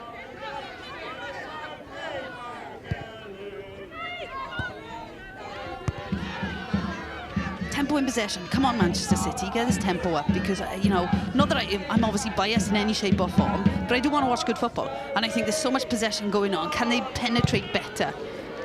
A little bit better. They can set play from it. But I think, you know, they have moments in the game. They've had moments in the game so far where they've changed the tempo, and they're the danger moments. You know, they're the opportunities that they're going to create goal-scoring opportunities from. Jim Bonner had another slightly naughty challenge in the first half, and she's gone in there again. Again, you're shaking your head, Jane. Not for you. Yeah. Play on. Here comes the corner kick. Bonner's there, and the referee's pulled it back for a foul and a free kick to Bristol City. A couple of players down there. Megan Sargent. If you're a player with a red shirt on right now, though, I would say you're going to be fairly happy. 60 minutes in, 1-0 only. 30 minutes left to play, and you are going to get at least one more opportunity to get in front of goal. If I was Manchester City, I'd be a little bit less happy, if I'm honest. I think, you know, when you look at goal-scoring opportunities they've had, they've been limited, especially in the second half. Half an hour still to play. Weir's header. Stokes into Hemp.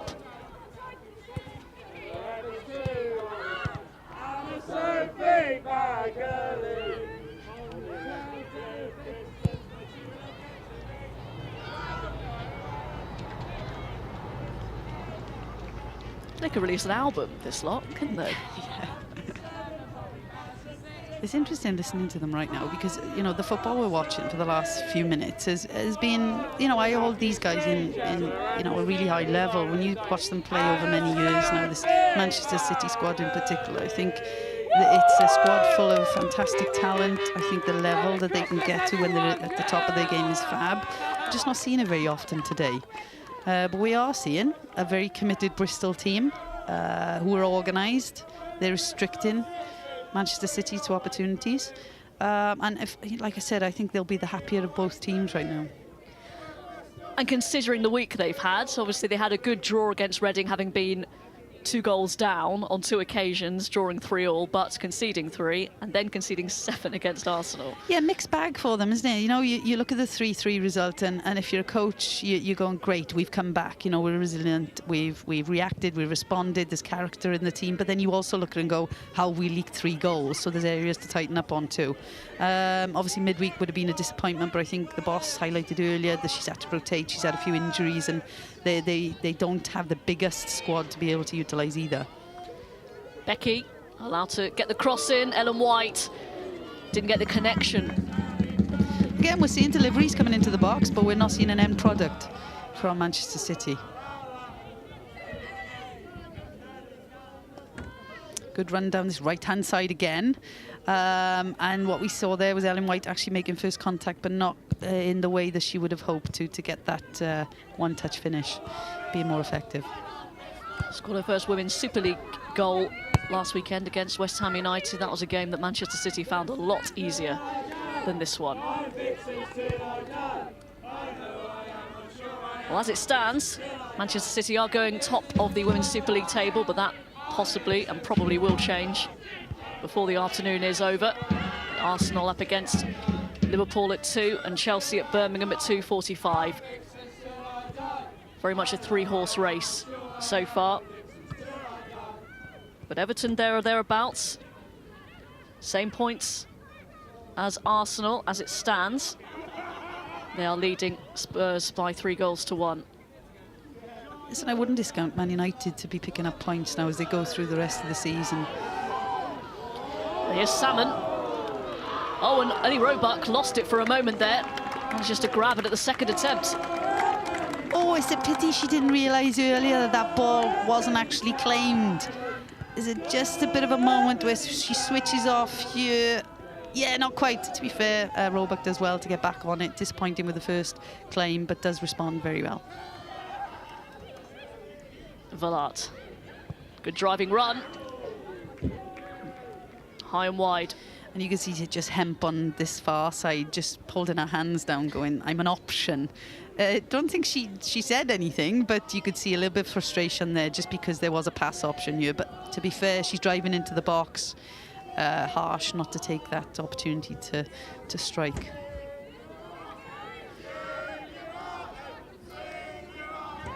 I wonder if we're going to see the introduction of Georgia Stanway. I did have a little giggle the other day when I saw the result, and then I saw that she was sent off, so it's a 5-0 game. Ellen White, 2-0. She was never going to miss that one. The Bristol City defence parted ways and allowed Ellen White to have a free hit at goal, and that should put the seal on this for Manchester City. National team centre forward don't miss. She doesn't miss opportunities like that. You know, one-on-one with the goalkeeper, lots of time to make a decision. Great through ball there. I believe it was from Kira Walsh, and poor defending from Bristol City. Goalkeeper not much chance here to do anything with this. Did she get a little bit lucky with that touch off her heel? Yes. But, you know, I wouldn't focus on that. I'd focus on the centre-back organisation from a Bristol City perspective. It needs to be better.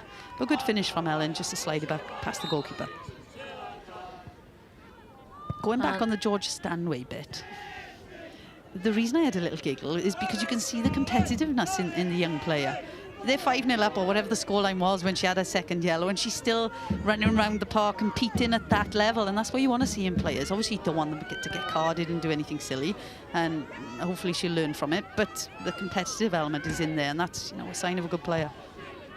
Well, she certainly has that streak in her, Georgia Stanway, and I think the main takeaway from it was that they were 5-0 up, so on that occasion it didn't matter, but on another occasion, either for Manchester City or perhaps England, need to temper that Yes, a little no, bit. it's a situation. Look, as a young player, she'll learn from it. I'm sure she will.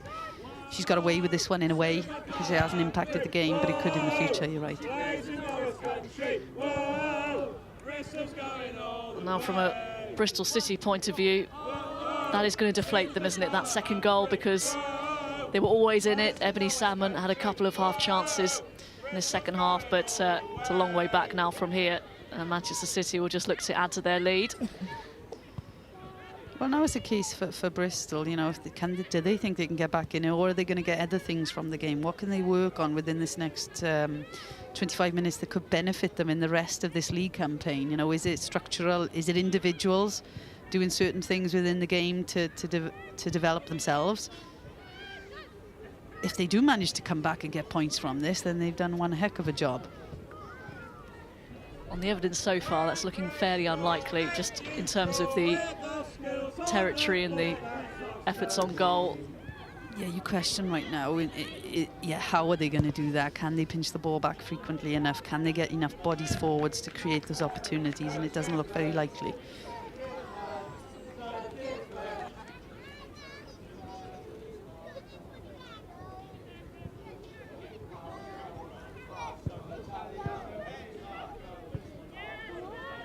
Vollart invites Stokes forward. First time cross. You know, the trends are there to see from a Manchester City point of view. When they're attacking, they get their wingers, you know, fairly narrow, which allows their fullbacks to get a lot higher on the park and does create that overload centrally. But the areas that they're trying to play in at times are so tight because of the defensive organisation of Bristol. There's limited opportunities to make the most of those overloads at times. Still, they play out from the back, Bristol City. You know, it could be one of those when you look at the manager's looking at the squad and thinks, well, if we pump the ball up, are we going to win first contact anyway? So it's, you know, going to get shot down whichever thing you choose in a way. Are you going to retain the ball, whether you build or whether you go direct? And that's the decision, obviously. You have to trust the coaches to make the decision, and the right decision in that sense. Daniel so nearly finding Ebony Salmon. Vital touch by Gemma Bonner. Steph Horton gives away the free kick. Good pressing by Wellens there, good commitment to it, and obviously she's caught Horton not expecting that pressure to come so quickly.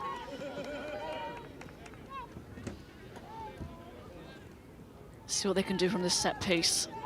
We've seen Carla Humphrey deliver some very good balls into the penalty area so far. Wellings as well. Interesting tact, so to hover offside with Allen, just to try and get that defensive line to drop or just to cause some confusion. Second phase is here.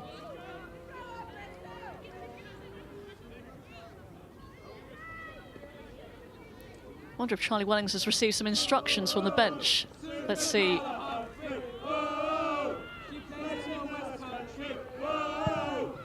It's Humphrey towards Sargent. Oh, I think she took off too early. Megan Sargent. I think if she'd have delayed that by a split second, she'd have had a really good contact there. She just got up too early, and she's actually coming down as she contacts. Yeah, she's coming back down as she contacts. Oh, a split second later, I think that would, you know, obviously if she gets it on target, but oh, that was an opportunity for them. Certainly was, and here comes one of yours. Yes, Gemma Evans, who's a national team player with us, done particularly well over the last few years. She'll be disappointed not to have started this game, but hopefully she can have an impact, and a positive impact now for the last 20 minutes. Flo Allen off, so defender for a defender.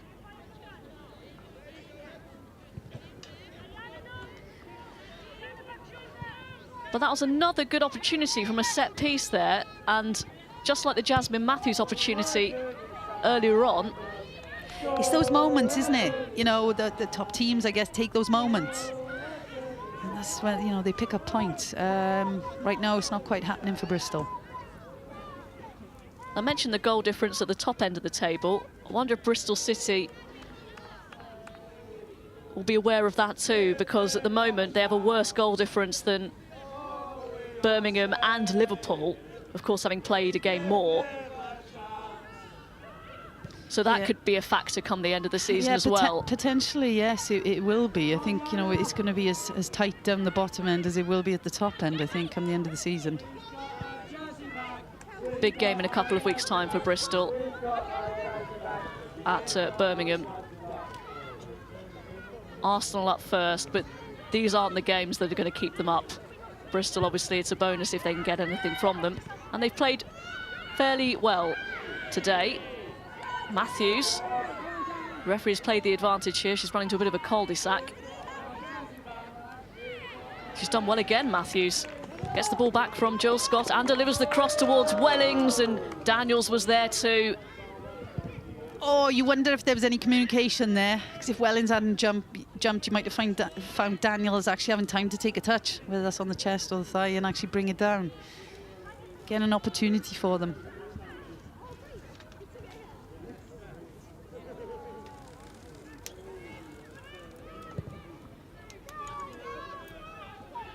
Great touch by Ellen White. Takes it in her stride.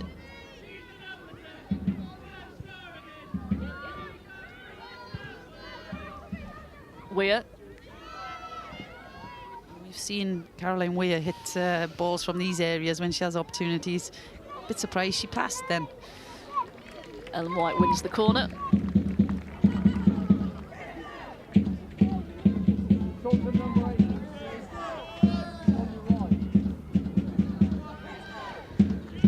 Looks like we are going to see Georgia Stanway, but the substitution is going to be delayed until after this corner kick.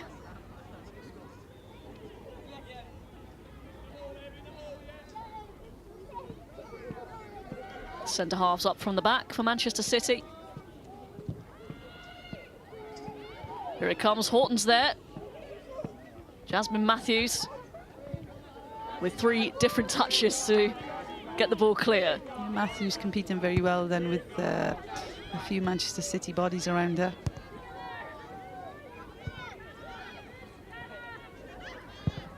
Horton. Sargent with the header away. Another example of actually where Bristol have done kind of dominated those areas aerially, you know, in and around their box. High percentage of chances and deliveries coming in from Manchester City have been dealt with fairly well by the centre-backs in particular. So Stanway coming on, and Tessa Villa, the scorer of the first goal, is off. Job done. She doesn't look thrilled with that decision, does she? Look, if any player ever walks off a pitch happy, I'd be a little bit concerned if I'm their coach, to be honest. Players aren't made that way. If they are, then you'd be surprised if they're playing at the top level if they're happy to get off the pitch. Always an interesting one for coaches to deal with, those situations. There's a line, isn't there? If you're storming off and throwing water bottles, it then has maybe... to be respectful. Look, it has to be respectful, and you know, there are times where players kind of overstep the mark there. But you know, me as a coach, I never expect there to be a happy player when they're walking off the pitch, to be honest.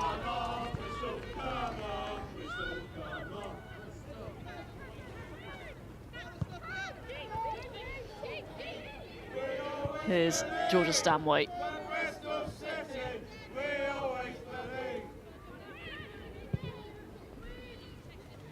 Evans clears, up to Ebony Salmon. Oh, that's a lovely touch by Salmon.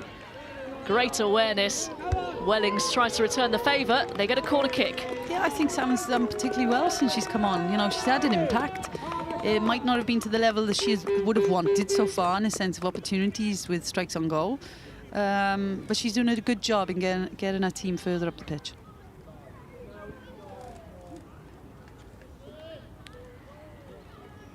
They've caused Manchester City a few problems from these situations. Matthews went close earlier on.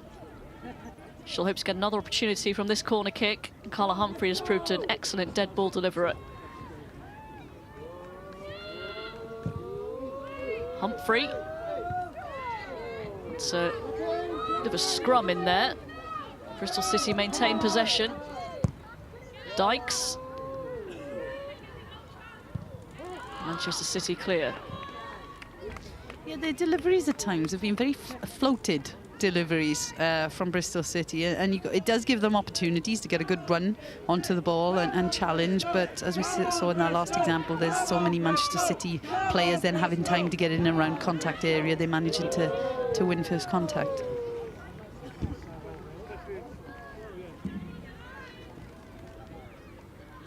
Manchester City certainly haven't been at their very best this afternoon, but getting the job done. It's a long season. It looks like they'll be taking 3 points back home with them, so that I'm sure they'll be pleased in that sense, but maybe some areas that they'll want to keep developing as the season goes on. A couple of big games coming up for Manchester City. Next up, Liverpool at the Academy Stadium next weekend, one which you'll expect Manchester City to take all 3 points from, given Liverpool's current situation. But then after that, away to Chelsea. Here is Becky. That's another teasing ball. Again, dominating down that right-hand side of the pitch. It's a productive area for Manchester City and not potentially a positive area for Bristol today in this game so far. The games you mentioned that are coming up, well, they're exciting games, aren't they? You know, it's those top 3 in the league right now. It's a case of they can't afford to drop points, and when they do come up against each other, it's in a way it's kind of winner takes all in many ways. So lots of pressure on those players, but surely opportunity for them to enjoy a top level game too.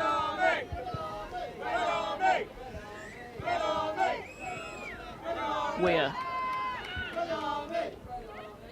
gets onto the loose ball, bit too much on that for Jill Scott.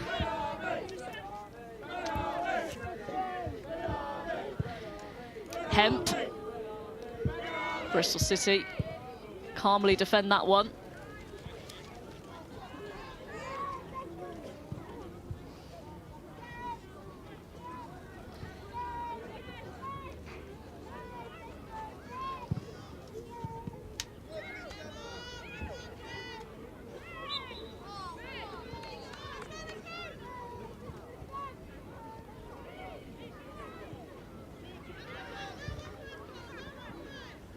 Looks like Bramer's ready to come on for Manchester City.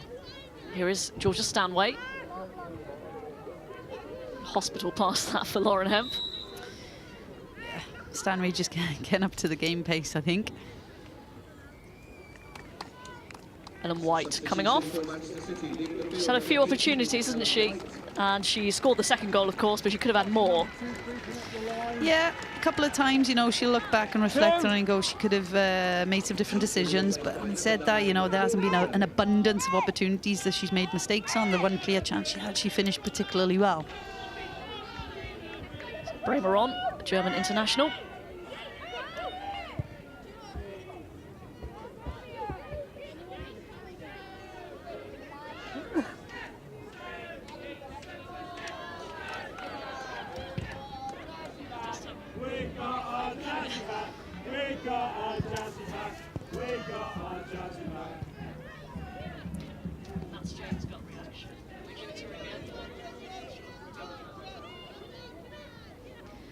Here is Becky. Stanway. Not far away. Good combination down the right-hand side of the pitch again. This time Jill Scott ending up with a cut-back ball to Stanway on the edge of the box, who couldn't keep it down. But yeah, that right-hand side has been very productive for the Manchester City today, Manchester City team today. They'll look back and reflect and think actually they could have done better in certain instances with deliveries from that area, but it has been fairly productive, just not end product at times.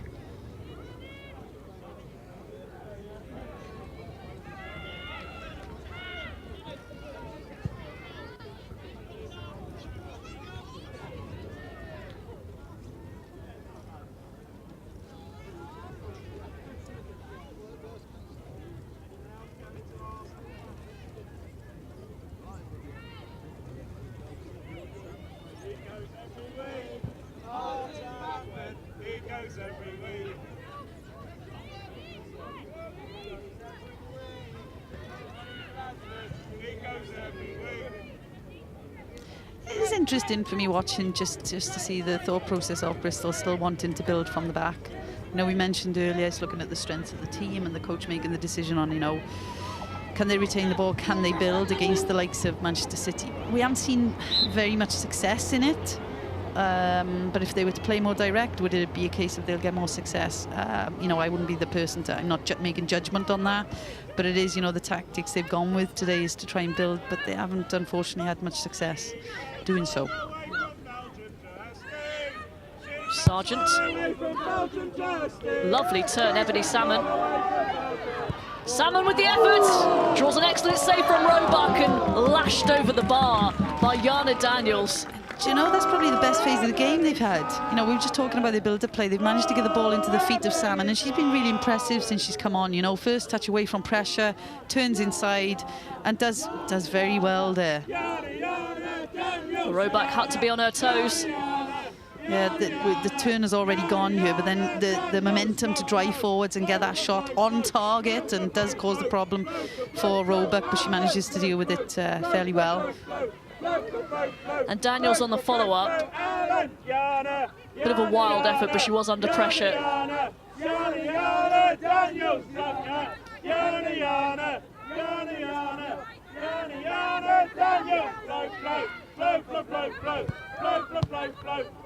Ducks forward into the shoulder of Carla Humphrey. They have had their moments, haven't they, Bristol City, overall? Yeah, you know, there's 2 or 3 coming to mind where, you know, the mistimed headers, well, that last opportunity, you know, they have had opportunities, but it is the case of taking them when they arise, because you're not going to create 10 or 12. You know, those 3 or 4 you create, you've got to take at least one of them. And that's where, you know, going on in the season for them, I'm sure they'll create far more opportunities against maybe teams who are a bit lower in the league. But the question will be, can they take those opportunities and end up finishing games with the 3 and not the 1 point at times? Dykes caught in possession. Here's Hemp. Stanway into Bramer. Turns and shoots, and it's 3-0. Great finish by Bramer. Didn't have much room to manoeuvre there. She's found the corner brilliantly. Oh, poor defensive organisation decision-making here for Bristol. Look, build-up play, decent combination, good awareness from Stanway to see Bremer's feet, but the amount of time Bremer's had there to turn, you know, she's taken a touch, she's then manoeuvred her body very well. And did it actually go through the legs? Might have gone through the legs of Matthews. I think actually it may have taken a nick off Matthews as well, so not helping Bagley. Yeah, for Bagley, to be fair, on first look, it seemed like she just wasn't getting across the goal quick enough, but yeah, it did take a deflection. Good goal from Manchester City perspective, you know, lots of bodies in and around the area defensively for Bristol City, so they'll be disappointed with that one. Flattering scoreline, would you say a touch? Although Manchester City have had a lot of the ball, and actually I think they've been patient in their play today. That's the word that stands out for me. Manchester City, they haven't tried to force it. It's kind of the confidence that they know that the goals will come. Because they will, unlike Bristol right now, when those opportunities arise, they will take those opportunities when they come in the box.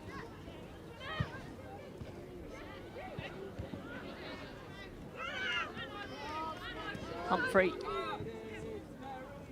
does well to turn away from Stanway. Finds Evans. So Kent Jill Scott sticks out one of those long legs of hers. Another substitution for Manchester City. Third and final one. Lauren Hemp coming off.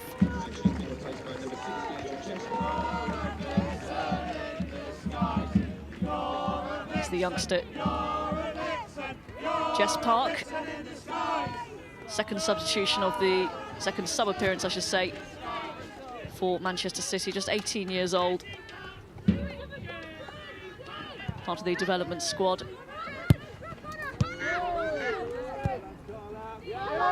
Here's Dykes in behind. It's a poor final ball in the end. Lauren Dykes is a legend. Yeah, look, from a Bristol City perspective, I think it's, you know, a case to get this game done now, move on. Start focusing on the games coming up, in particular those games against mid-table teams that, as you mentioned earlier, they're the games that they'll be hoping to pick up points in and secure their position in the top league now next season.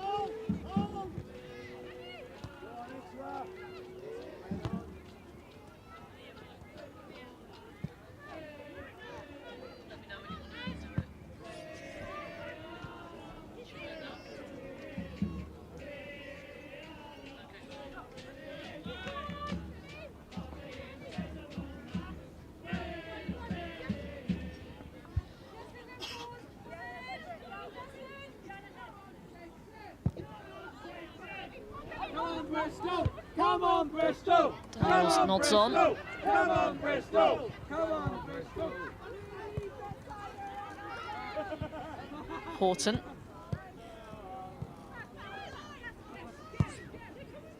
Great pass. Here is Becky.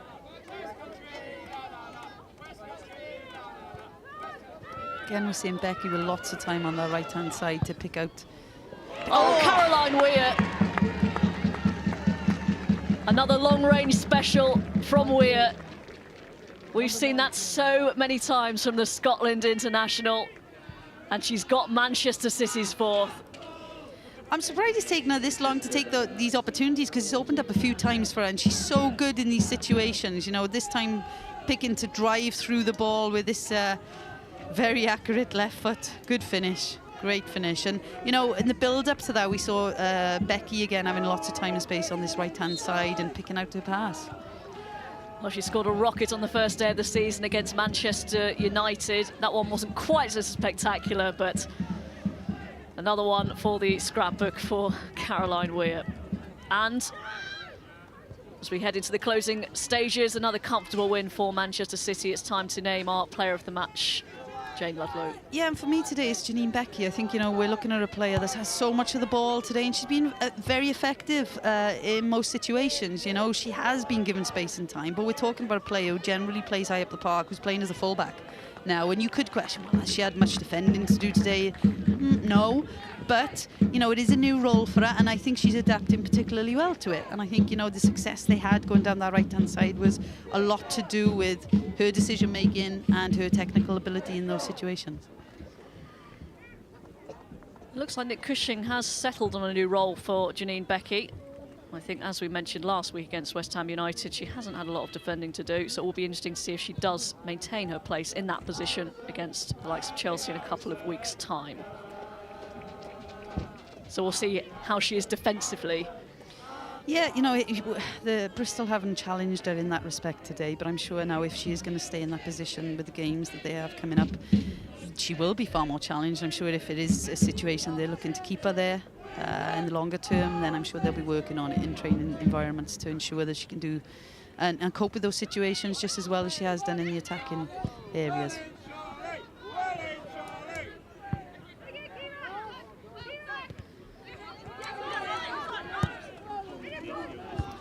It didn't look like being a 4-0 game at half-time, to be fair. I think, you know, top-level teams take opportunities, and when they have had those opportunities second half, more often than not, Manchester City have taken them and ended up with good decision-making and good finishes within and around the box. Well, they scored 5 against West Ham United last weekend, 4 in midweek in the Continental Cup against Everton, another 4 today. They're certainly in goal-scoring form. Manchester City, something that was highlighted as a potential problem for them, especially with Ellen White missing at the beginning of the season. But 4 different goal scorers today, that'll be very pleasing for Nick Cushing in particular. When you don't have to just rely on your forward players. Oh, the thing that always impresses me from Manchester City is the movement off the ball and the passing lines and passing options they create for each other. And I think, you know, at times they've been evident again today. I don't think the tempo has been in the game as much as they could bring when they need to. There's been glimpses of it, but they've done enough. You know, we're looking at a 4-0 scoreline, so they've done more than enough. 2 minutes of time added on.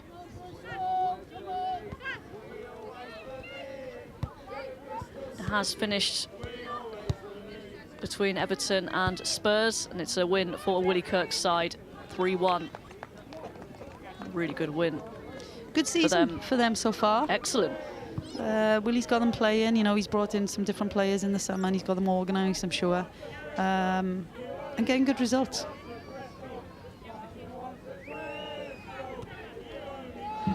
On the flip side of that, you know, from a Tottenham perspective, they've had an indifferent season in a way. They've had some really good results and spells within games, and then obviously I haven't seen the game today, but I'll watch it later just to see how it panned out for them. They are creating opportunities against opponents they play against, but for them, obviously, it'll be key to pick up points as well now going through the season. Bremer, flag stays down. And it's 5 again for the second weekend running. Manchester City hit 5, and Paulina Bremer has her second of the afternoon. And I hope I'm wrong, but I think the flag stayed down because Gemma Evans, one of my senior national team players, kept it on side. So it'll be interesting to watch back here. But it looks like the back line of Bristol have stepped up, but not all together, unfortunately. And Bremer has been aware of that space, you know, made a good movement in behind, and midfielder has seen that opportunity to play that straight pass through. And good finish again, you know, corner of the net. Hard for the goalkeeper to deal with.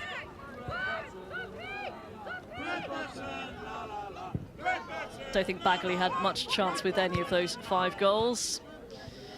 No, because, you know, the ones that did arise, they come in straight through the centre to her, aren't they? Unopposed, you know, she's in a 1v1 situation right in the middle of the goal. They're difficult for the goalkeeper to deal with. And still they come. Becky sends it over the bar.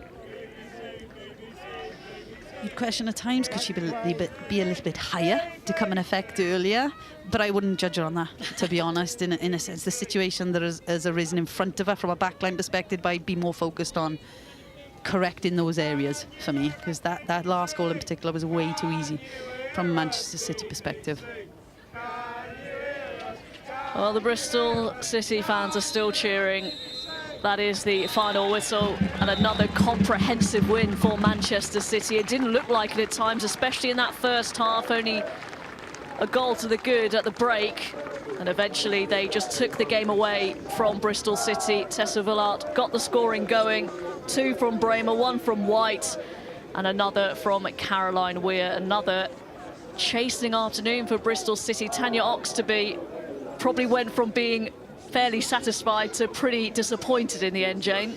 Yeah, look, 1-0 half-time, I'm sure she would have been very pleased. And they did create a couple of opportunities, but as we mentioned earlier, unfortunately, they didn't take those opportunities. So parts of the game, I'm sure she'll be fairly pleased with, but lots that she needs to tighten up now with this group going forwards to ensure they pick up points against those in the table that are nearer to them. So maybe not the likes of your Arsenals, Chelseas and Man Cities, but definitely the teams below those. So Tanya Oxtoby is once again going to have to pick her players up from another big defeat. Second one in a row for them. 7 against Arsenal in the Continental Cup. They've shipped 5 today, and they have Arsenal next weekend in the Women's Super League. Tough run for them. As for Manchester City, they march on, they keep the pressure up, and they keep it on. The top 2, Arsenal have kicked off against Liverpool, and later on Chelsea at Birmingham. There is just no room at all for a little dip in form between these 3 players, and I wonder if that's what he's saying, that even though they won 4-0, there were still aspects of that game that perhaps he wasn't too happy with, Nick Cushing. Yeah, he's very animated there, which, you know, great to see in a way, because he wants more from them. I don't disagree. I think there's been times in the game today that, not necessarily sloppy, but the tempo was slower than you'd expect, and I think once they do raise that tempo, then they're hard for anybody to deal with. And look, great result for them. Lots of goals again and 3 points. They'll be very happy. And so, full-time at Stoke Gifford, a comprehensive win for Manchester City. Bristol City 0, Manchester City 5.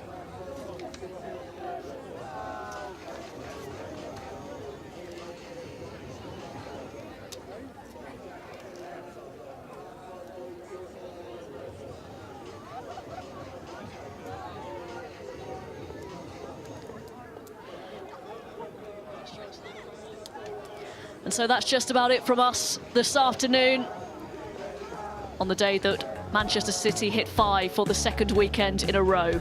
Don't forget, you can watch all the highlights from all the games today on the Women's Football Show tonight, 7 o'clock on BBC4, and a repeat on BBC One at 11:15. Thank you very much for joining us this afternoon. We hope you enjoy the rest of your weekend.